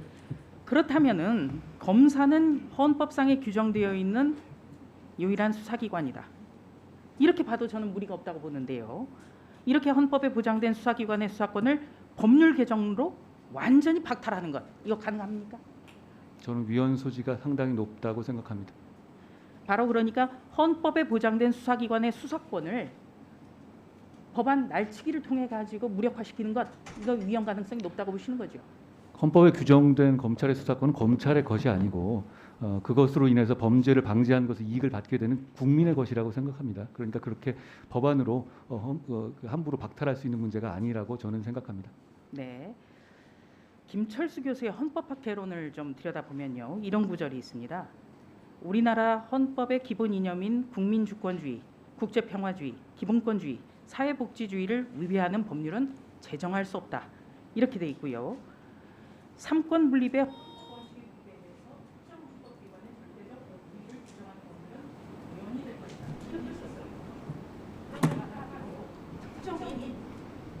문재인 대통령, 이재명 현석에서도 일어나는 특권침해를 위한 이런 그리고 이런 특권침해를 위해서 헌법에 명시된 검사의 기능을 없애려고 하는 것, 이것도 위헌이에요. 경청하겠습니다. 수고하셨습니다. 다음은 양향자 위원님 질의하시겠습니다. 네, 한동훈 법무부 장관 후보자 오후 청문 일정 잠시 보고 오셨습니다. 추은호 해설위원과 함께 계속해서 얘기 나눠보겠습니다. 자, 지금 오후 청문회 같이 지켜보셨는데 오후에는 이제 본질의가 시작이 돼서 한동훈 후보자의 어떤 그 해명도 좀 들어볼 수 있었습니다. 그렇습니다. 가장 관심은 역시 이제 검수완박 법안 처리에 대한 입장. 어떻게 견제할 것인가, 어느 정도 수위로 이제 반박을 할 것인가, 이거였는데 오늘 여도 야도 관련한 질의를 조금 전 보셨지만 약간 결은 다릅니다만 다른 각도에서 질의가 있었고 조목조목 반박이 나왔어요. 그렇습니다. 오후 청문회를 보면은요, 그 법사위가 여야 구성원이 모두 그 총 8명입니다. 위원장까지 합쳐서 민주당과 또 민주당이었다가 탈당한 무소속인 그 의원이 12명이고 국민의힘이 6명입니다. 예. 그러니까 딱 그 2명 민주당 혹은 무소속 친여 무소속 의원들이 2명이 질의를 하고 국민의힘 소속 의원이 하나 하는 한 명이 하는 그런 식으로 계속 청문회 과정이 이제 진행이 될 가능성이 높을 것 같고요.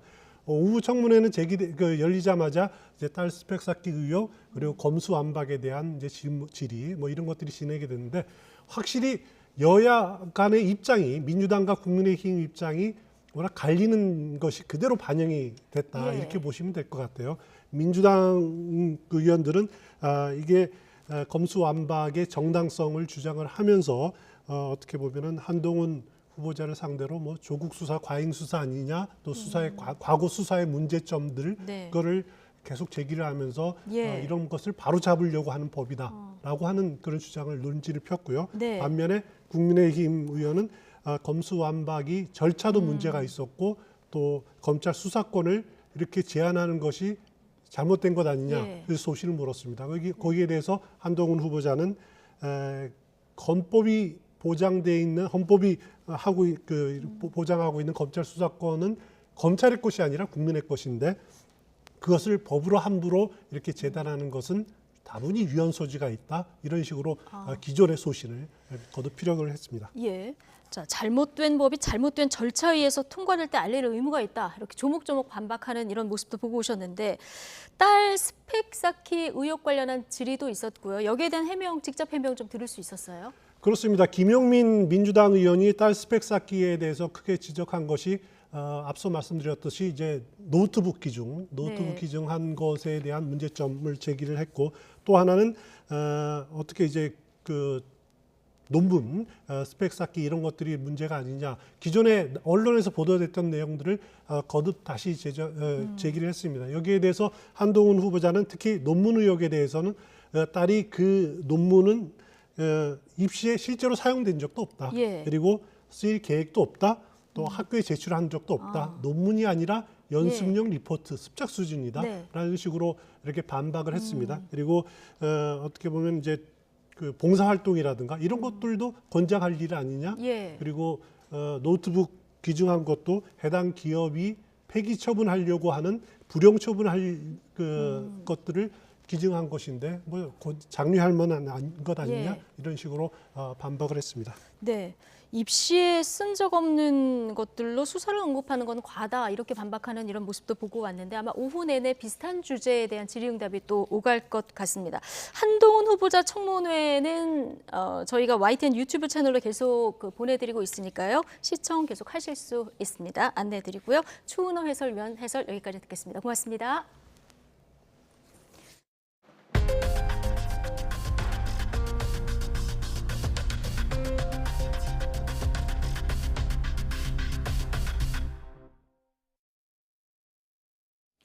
네, 경유의 장점은 비교적 저렴한 가격이죠. 그런데 요즘은 꼭 그렇지만도 않습니다.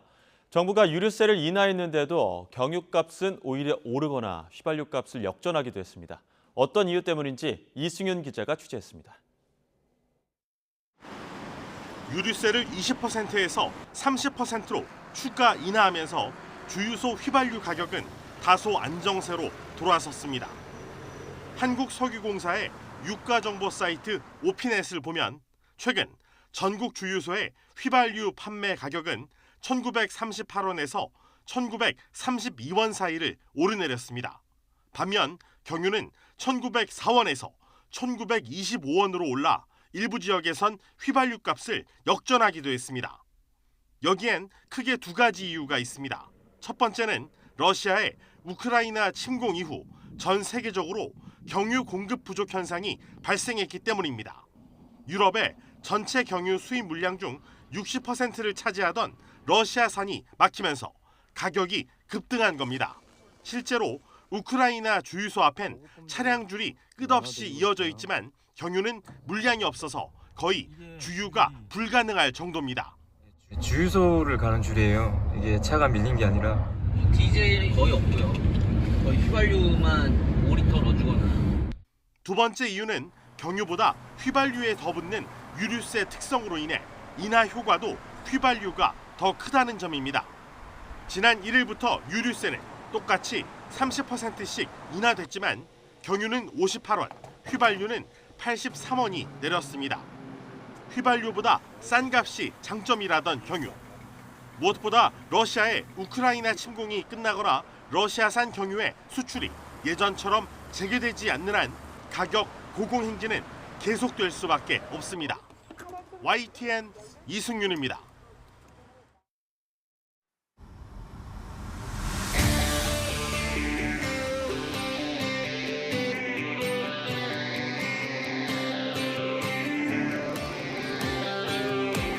나라다운 나라를 요구한 촛불 광장의 멸망에 우리 정부가 얼마나 부응했는지 숙연한 마음이 듭니다. 선거 과정에서 더욱 깊어진 갈등의 골을 메우며 국민 통합의 길로 나아갈 때 대한민국은 진정한 성공의 길로 더욱 힘차게 전진할 것입니다.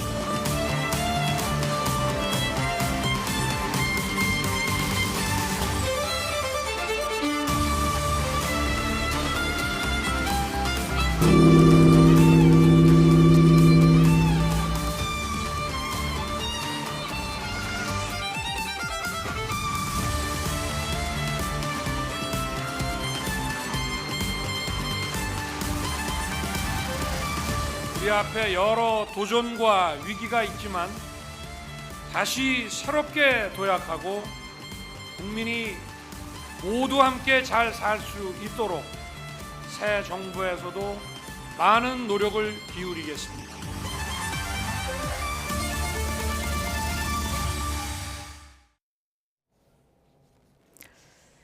네, 문재인 정부의 마지막 날이자 윤석열 정부 출범 하루 전입니다. 자, 현 정부 검찰총장 출신으로 정권 교체를 이뤄낸 윤석열 정부에 대한 국민의 기대는 무엇일까요? 자, 여론조사와 함께 짚어보겠습니다. 김영준 명지대 교수, 배종찬 인사이트K 연구소장 두 분 모셨습니다. 어서 오십시오. 예, 안녕하십니까? 예, 안녕하십니까? 자, 떠나는 문 대통령 오늘 퇴임사를 통해서 무거운 짐을 내려놓는다. 자, 이런 메시지를 남기기도 했는데요. 자, 오늘 발표된 리얼미터 국정수행 평가를 보면은 뭐 소폭 떨어지긴 했습니다만은 여전히 긍정 평가가 40%를 넘고 있거든요. 이거 앞으로도 좀 깨지기 힘든 기록일까요? 그렇죠. 깨지기 힘들지만 저는 깨져야 된다고 봅니다. 깨져야 된다. 네, 예. 오히려 그래도 부정 평가가 더 높거든요. 문재인 대통령, 이후 대통령은 어떻게 하면 긍정 평가가 더 높게 임기를 마무리할 수 있을지 그런 고민을 더 할 필요가 있을 것으로 보이고요. 또 긍정적인 점도 있고 예. 또 부정적인 점도 있습니다. 하지만 이제 문재인 대통령이 이 정도로 유지하는 걸 보면 일단 개인적으로 또 부패 비리가 없었다. 친인척 가족에 예. 그런 게 이제 가장 큰 이유가 될 수 있고 또 하나는 대선 이후에도 문재인 대통령과 윤석열 당선인 사이에 좀 대결 구도가 됐어요. 예. 그러니까 신구 세력 갈등이 되다 보니까 오히려 문 대통령 지지층들은 호남 40대 화이트 칼라, 호사화 중심으로 특히 40대 결집하는 예. 그런 또 현상도 있었고요. 저는 문재인 대통령 지지율이 이렇게 유지되는 큰 이유 중에 또 하나는 노무현 기저현상. 노무현 전 대통령이 정말 지지율이 폭락하면서 네. 패족이다 이런 이야기까지 나오지 않았습니까? 그런 만큼 노무현 전 대통령 지지층들이 상당히 견고하게 예. 또 문재인 대통령의 지지층으로 막판까지 결집돼 있는 모습이었다고 봐야 되겠죠. 예. 리얼미터가 분석을 해봤더니 임기 5년 내내 평균 지지율을 봤더니 51.9%. 자, 오늘 이런 수치가 나왔는데 역대 최초로 대선 득표율을 상회하는 수치거든요. 근데 여전히 콘크리트 지지층이 견고한 이유. 교수님은 어떻게 보십니까?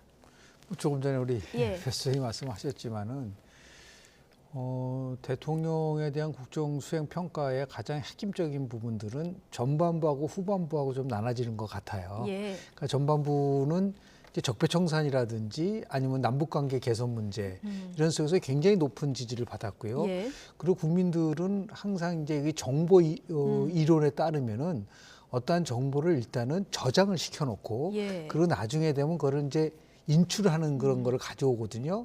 그러니까 아마도 집권 초기 1, 2년 사이에 굉장히 높은 지지를 받은 거로 기억을 하고 있지 않습니까? 80%대 높은 지지를 받았기 때문에 그렇죠. 이것이 어느 정도 나름대로 그 일종의 관성의 법칙이 작용됐을 가능성도 굉장히 좀 크다고 좀 봅니다. 예. 그리고 더 나아가서 여러 가지 뭐 권력형 비리 문제가 없기 때문에 그렇다고 얘기를 하고 있지만은 또 한편으로는 그 본인이 굉장히 이제 소민적, 소탈하다 이런 것들이 예. 이제 작용됐었던 부분들 좀 있어요. 그런데 저는 이제 굉장히 우리 저 문재인 대통령도 전 정부 검찰총장 출신이 야당 후보가 돼가지고 정권이 교체된 게 아이러니라고 말을 썼는데요. 아니 저렇게 높은 지지를 받는데 왜 정권이 교체됐을까요? 저는 그 제일 큰 퍼즐, 궁금한 거예요. 네. 그러니까 미국 같은 경우는 레이간 대통령하고 클린턴 대통령이 취임 바로 직후의 지지도하고 퇴임 직전의 지도 비교를 하면 퇴임 직전의 지도가 높았던 대통령입니다. 예. 그러니까 지금 우리는 그런 대통령이 없어요. 네. 그런데 그 두 분 다 함께 전부 다 8년 동안 정권 재창출을 했거든요. 아니 저렇게 높은 대통령인데 왜 그러면 정권이 교체됐을까요? 그 이유를 뭐라고 보십니까? 저는 뭐 여러 가지 이유가 있을 수 있는 것이죠. 그러니까 예를 들어서 지금 제일 큰 거는 대통령이 촛불 정부를 자임을 했었는데 촛불 정신에서 얘기했었던 가장 기본적 가치가 훼손됐다.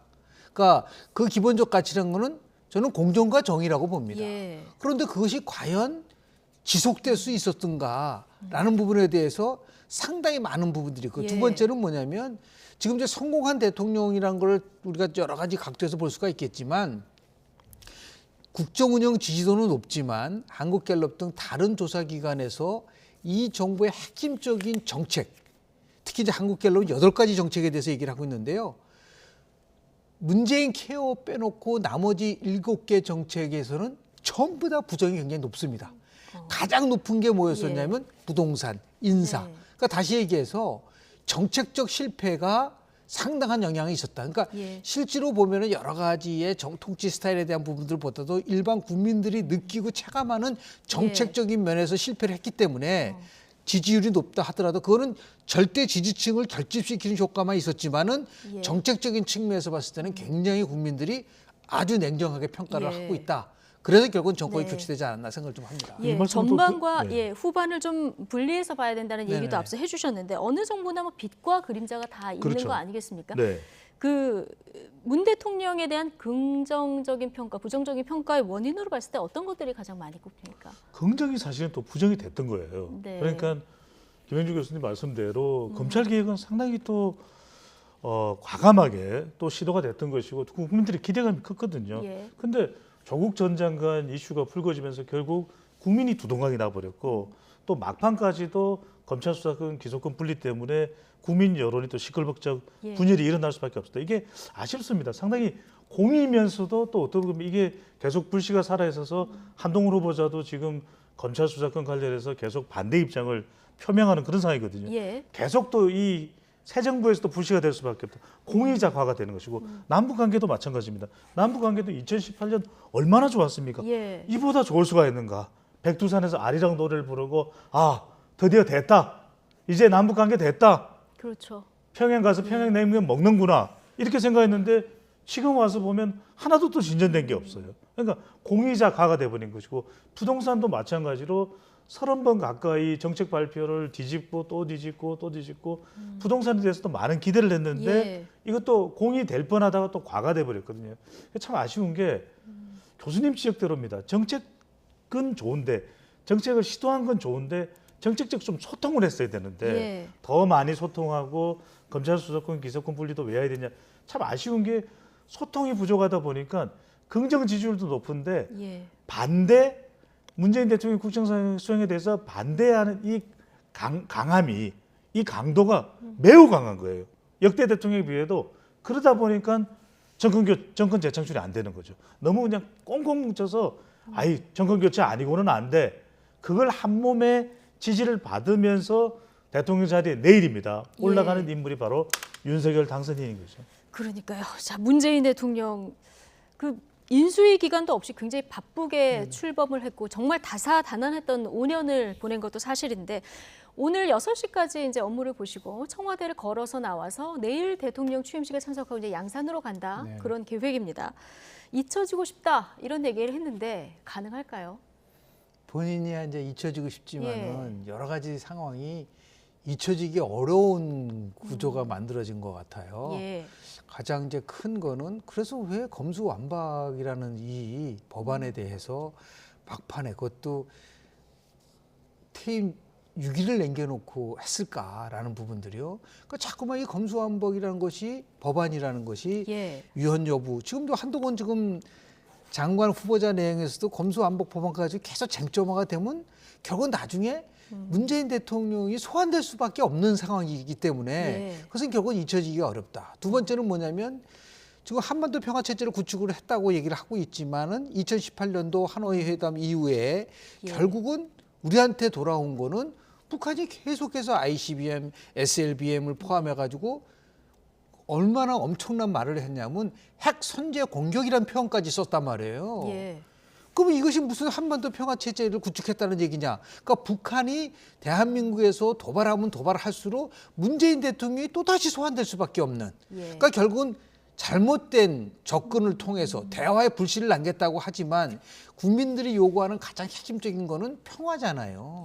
그러니까 평화에 대한 성과가 나오지 않을 때는 다시 한국 돌아볼 수가 없는 것이고 또 부동산 문제는 제가 볼 때는 신정부가 들어오더라도 그렇게 쉽게 단기간에 이 문제가 해결될 수 어렵다고 보기 때문에 그러면 다시 부동산 문제가 나오면 문재인 대통령의 부동산 정책에 대한 문제가 또 나올 수밖에 없는 그런 의미에서 봤을 때 여러 가지 면에서 문재인 대통령은 정말 잊혀지기가 어려운 구조로 돼 있는 게 아닌가라는 생각을 좀 합니다. 계속 소환될 수밖에 없다 이런 얘기를 해주셨는데 자 이제 뭐 평화 남북 관계 관련한 얘기도 잠깐 해주셨는데 사실 지금 남북 관계가 다시 원점으로 돌아가긴 했습니다만은 김정은 위원장하고의 어떤 친서를 주고받는다든가 이런 직접적인 어떤 친밀한 어떤 관계 유지가 과거와는 좀 이례적으로 다르게 있지 않았습니까? 뭐 이런 부분에서 어떤 역할을 좀 할 수 있지는 않을지 어떻게 보십니까? 미국 같은 환경이라면 가능할 것 같아요. 왜냐하면은 오히려 퇴임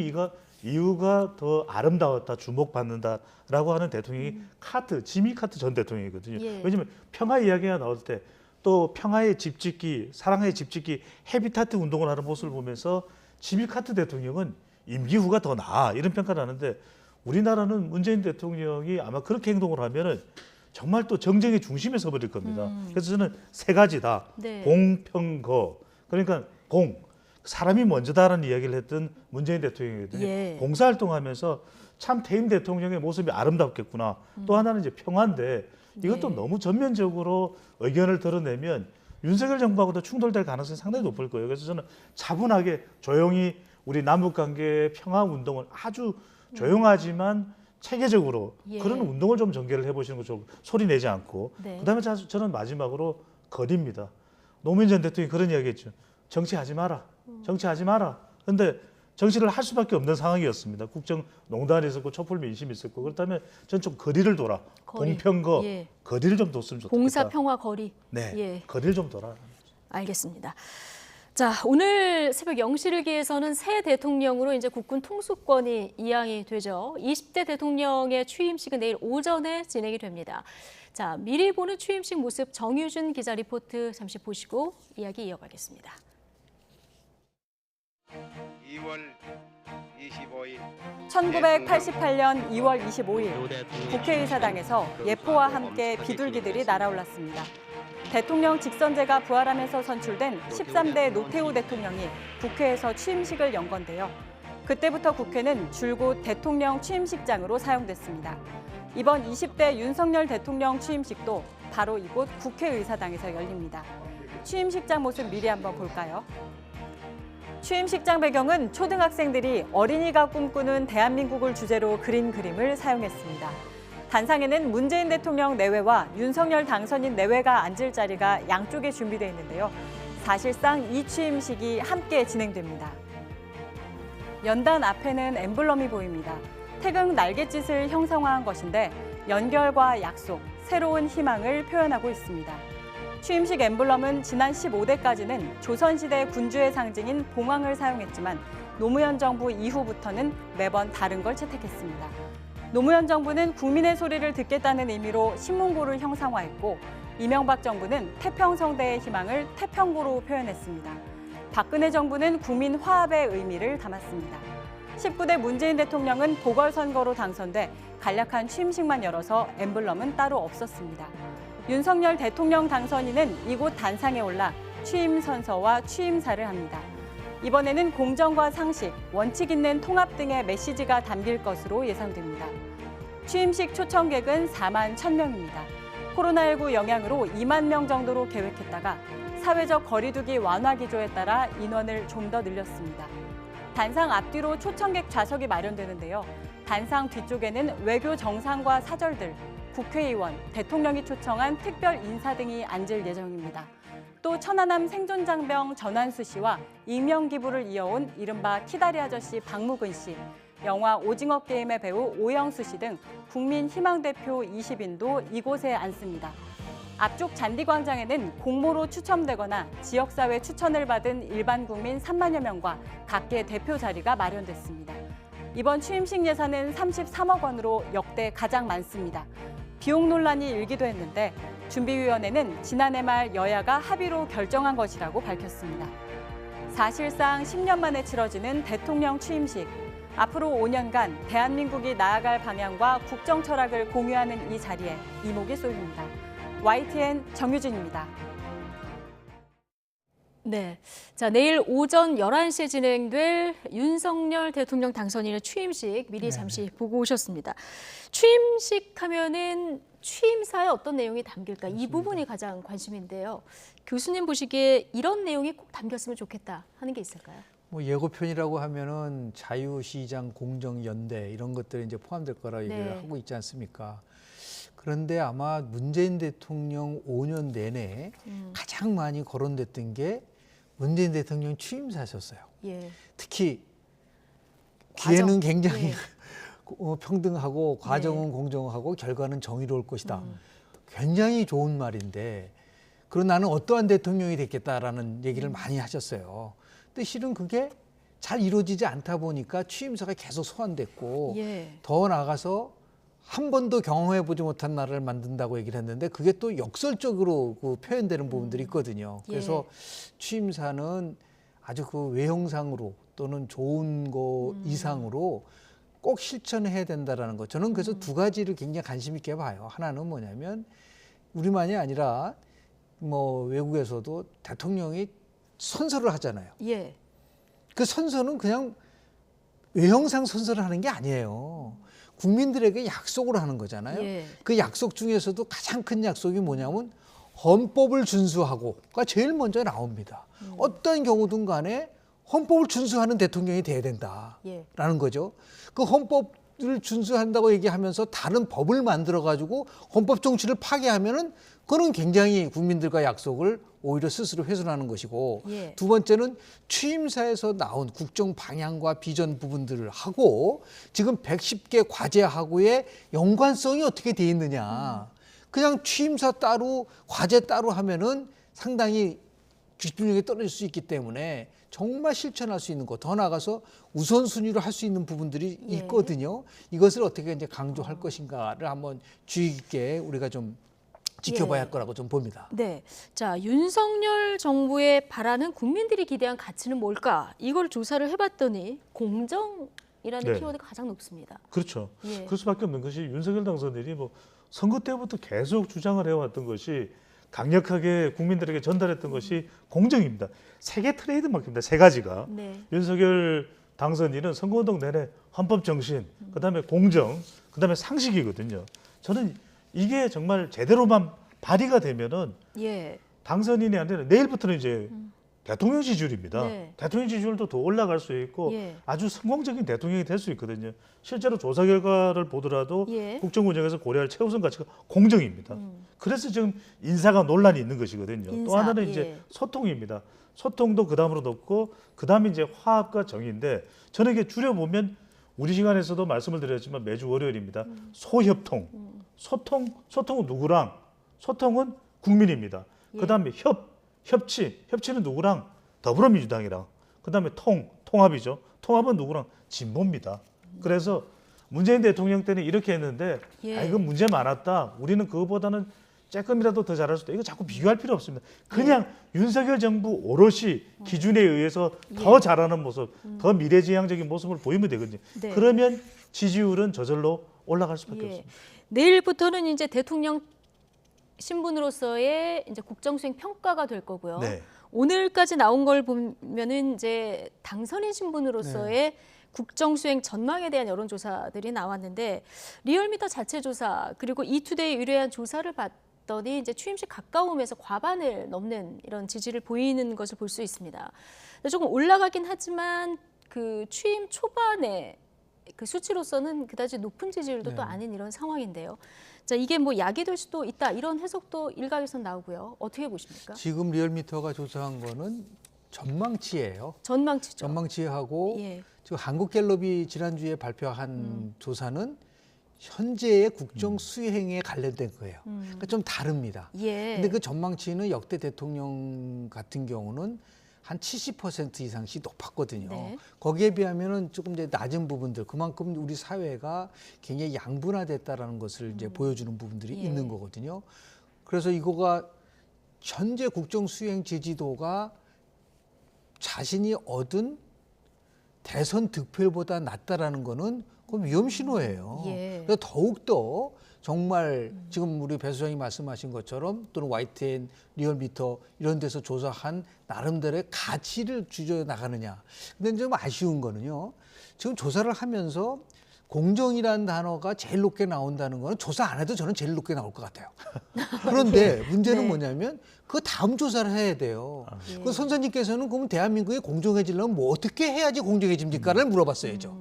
저는 그걸 조사를 해본 적이 있습니다. 그랬더니 가장 많이 나온 게 뭐냐면 공정한 기회. 그러니까 제일 많이 나왔고요. 두 번째가 공정한 법 집행. 세 번째가 공정한 인사, 공정한 과정.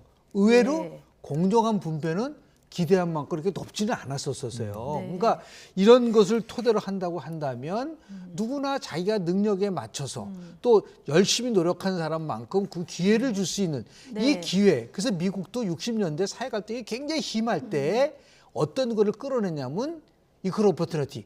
기회균등이라는 것을 국가의 굉장히 중요한 과제를 삼아서 이 기회균등 속에 가장 또 많이 거론됐던 게 뭐냐면 여성들에게 훨씬 많은 기회를 준다고 해서 여성 할당제, 어포머티브 액션이 그때 60년대에 만들어진 거예요. 그래서 이 공정한 기회를 위한 정책적 의제가 뭘 것인가에 대해서 새 정부는 더 많이 핵심적으로 고민도 하고 성과를 내야 되지 않을까라는 생각을 좀 합니다. 예, 구체적인 성과가 있어야 되는 이런 상황인데 새 정부의 최우선 국정 목표를 묻는 질문을 해봤더니 적폐청산이 1위고요. 그런데 비슷한 수치로 정치 검찰을 개혁해야 된다. 네네. 이게 또 비슷한 수치로 나오고 있어요. 그렇죠. 어떻게 보면 이제 상반될 수도 있는 건데요. 바로 그 부분입니다. 예. 아주 중요한 부분을 짚어주셨는데 먼저는 국민들이 양갈래예요.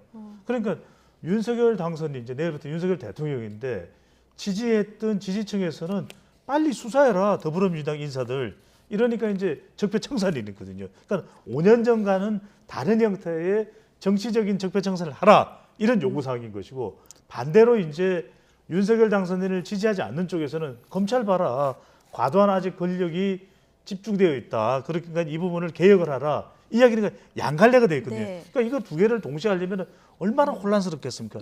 여기에서 중요한 것이 바로 세 가지입니다. 여기에는 바로 공정해야 됩니다.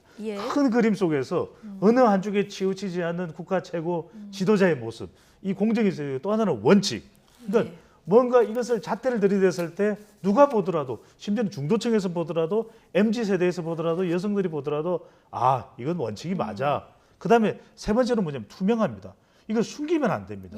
그래서 문재인 정부가 참 많은 또 성과도 있었지만 안타까운 것은 바로 이 투명성. 그냥 다 드러내면 되는데 중간에서 중재하면 되는데 조정하면 되는데 그러니까 공정과 또 원칙과 투명이라는 세 가지 잣대를 통해서 최우선 국정 목표를 달성해 가는 모습이 필요한 것이죠. 네, 새 정부에 대한 기대와 우려 두 분의 평가 들어봤고요. 남은 시간 동안 지방선거 얘기 잠시 해보겠습니다. 지금 판이 점점 커지고 있는 이런 상황인데요. 지금 23일 앞으로 다가온 6일 전국 동시지방선거. 자, 이재명, 안철수란 거물급 주자가 보궐선거에 참전을 하면서 제2의 대선이다. 이런 얘기도 많이 나오죠. 여야 양쪽의 목소리 잠시 듣고 오시죠. 안철수 대표가 나랑 붙자라고 자꾸 얘기를 하시는데 그건 어떻게 받아들입니까? 예, 뭐 안고문도 본인이 무슨 뭐 연고를 따졌다고는 하지만은 사실은 예전 직장이 속에 있다고. 예. 그렇지만 결국은 본인도 뭐 인수위원회 활동에서 뭐 도드라진 성과 없이 다시 정책 재개를 하기 위한 어떤 발판으로 이번 보궐선거를 삼고 있지 않습니까? 네. 그리고 자기 유리한 지역을 이제 선정을 하게 된 것이죠.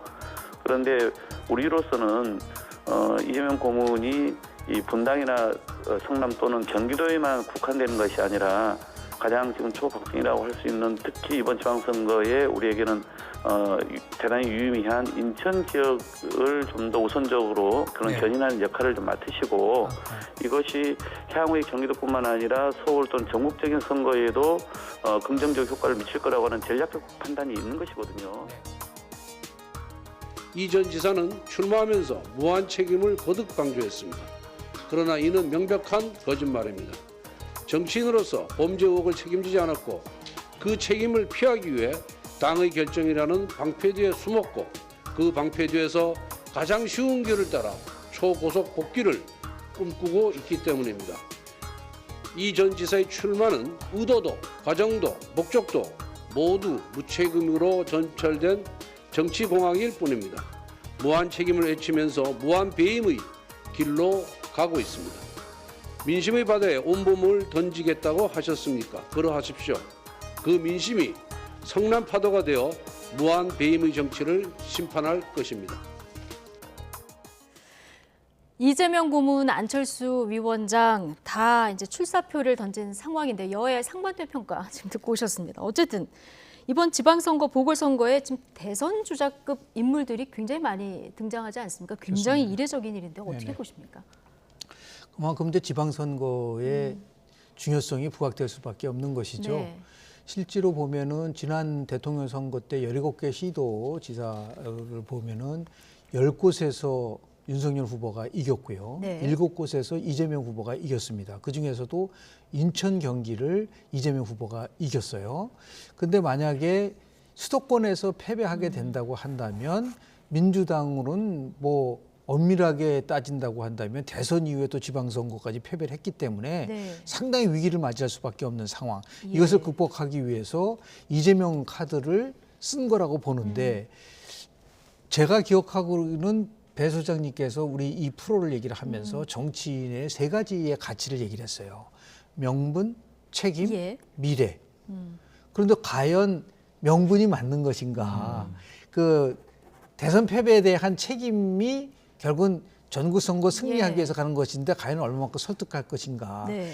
미래인데 이게 누구의 미래를 위한 것이냐? 본인의 미래냐? 아니면 국민의 미래냐? 이러다 보니까 상당히 많은 비판을 받을 수밖에 없는 네. 위치가 된 거라고 보고요. 전국 선거에서 승리하려고 한다면은 지역구 나가는 게 아니라 그냥 전국 상황을 갈 수 있는 상황 전체를 하면 되는 거죠. 이제 그런 면에서 봤을 때 충돌될 수밖에 없겠지만 결국은 민심이 이제 판단을 할 수밖에 없는 것이고요. 민심이 판단할 것이다. 이 예. 부분 속에서 두 대선급 후보자들이 나와서 이 지방선거에 들어가게 되면은 지방선거의 큰 틀이 네. 흔들릴 수도 있다라는 부분들을 좀 말씀을 좀 예, 드리겠습니다. 안철수 위원장도 지금 뭐 안랩 사옥에 있긴 하지만 네.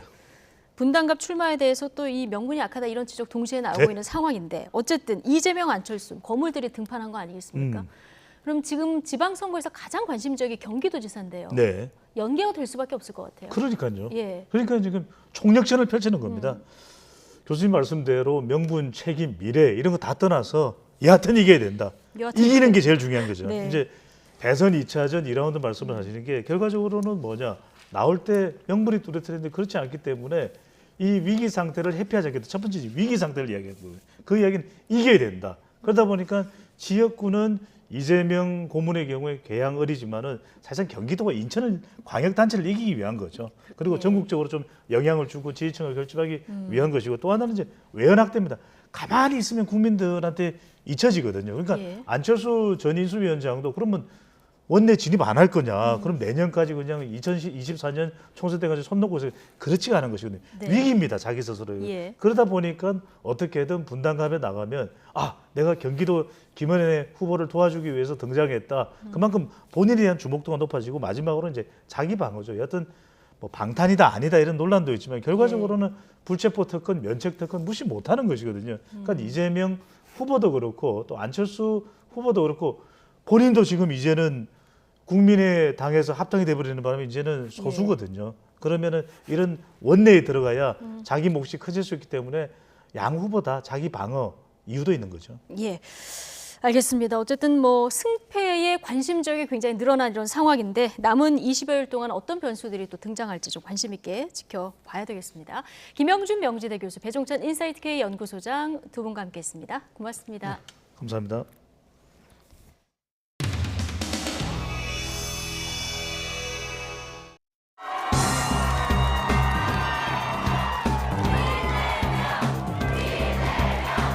여러분 어버이날인데요. 우리 개딸분들 양아들도 많이 오셨어요.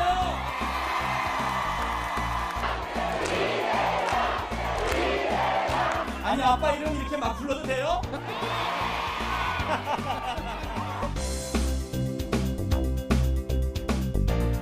사실 솔직히 말씀드리면 제가 현관문을 나와본 게 오늘이 4번째입니다. 제가 나오길 잘한 것 같아요. 저 역시도 조기 복귀에 부정적이었던 것 사실입니다. 그러나 당이 처한 어려움과 지금 이 위태로운 지방선거 상황을 도저히 외면할 수 없었습니다. 저의 출마를 막으려는 국민의힘 측의 과도한 비방과 억지 공격도 결단의 한 요인임을 부정하지 않겠습니다.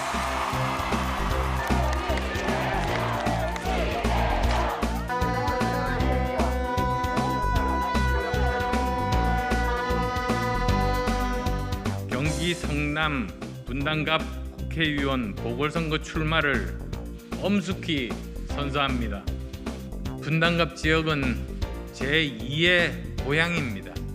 저의 분신이나 마찬가지인 안랩이 있는 곳이기 때문입니다. 직전 경기도지사와 전임 성남시장들의 추문과 오명, 그런데도 도민과 시민의 심판을 피해 아무런 연고도 없는 안전한 곳으로 가는 것은 주민에 대한 참담한 배신 행위이자 정치에 대한 무책임의 극치입니다.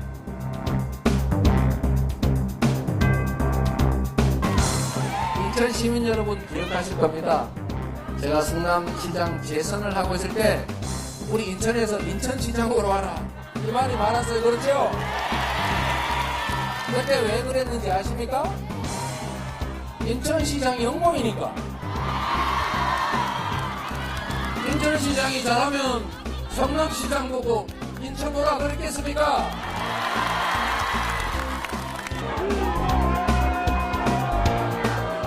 여기 우리 이모가 열렬한 팬입니다. 감독님 여기가 이모님만 팬이고 다른 사람 팬이 아니라는 얘기인데 설마 안 그러겠지요?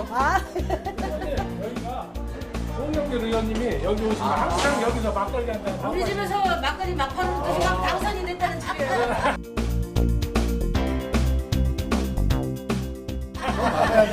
그러게요. 왜 항상 마지막에 막걸리 하는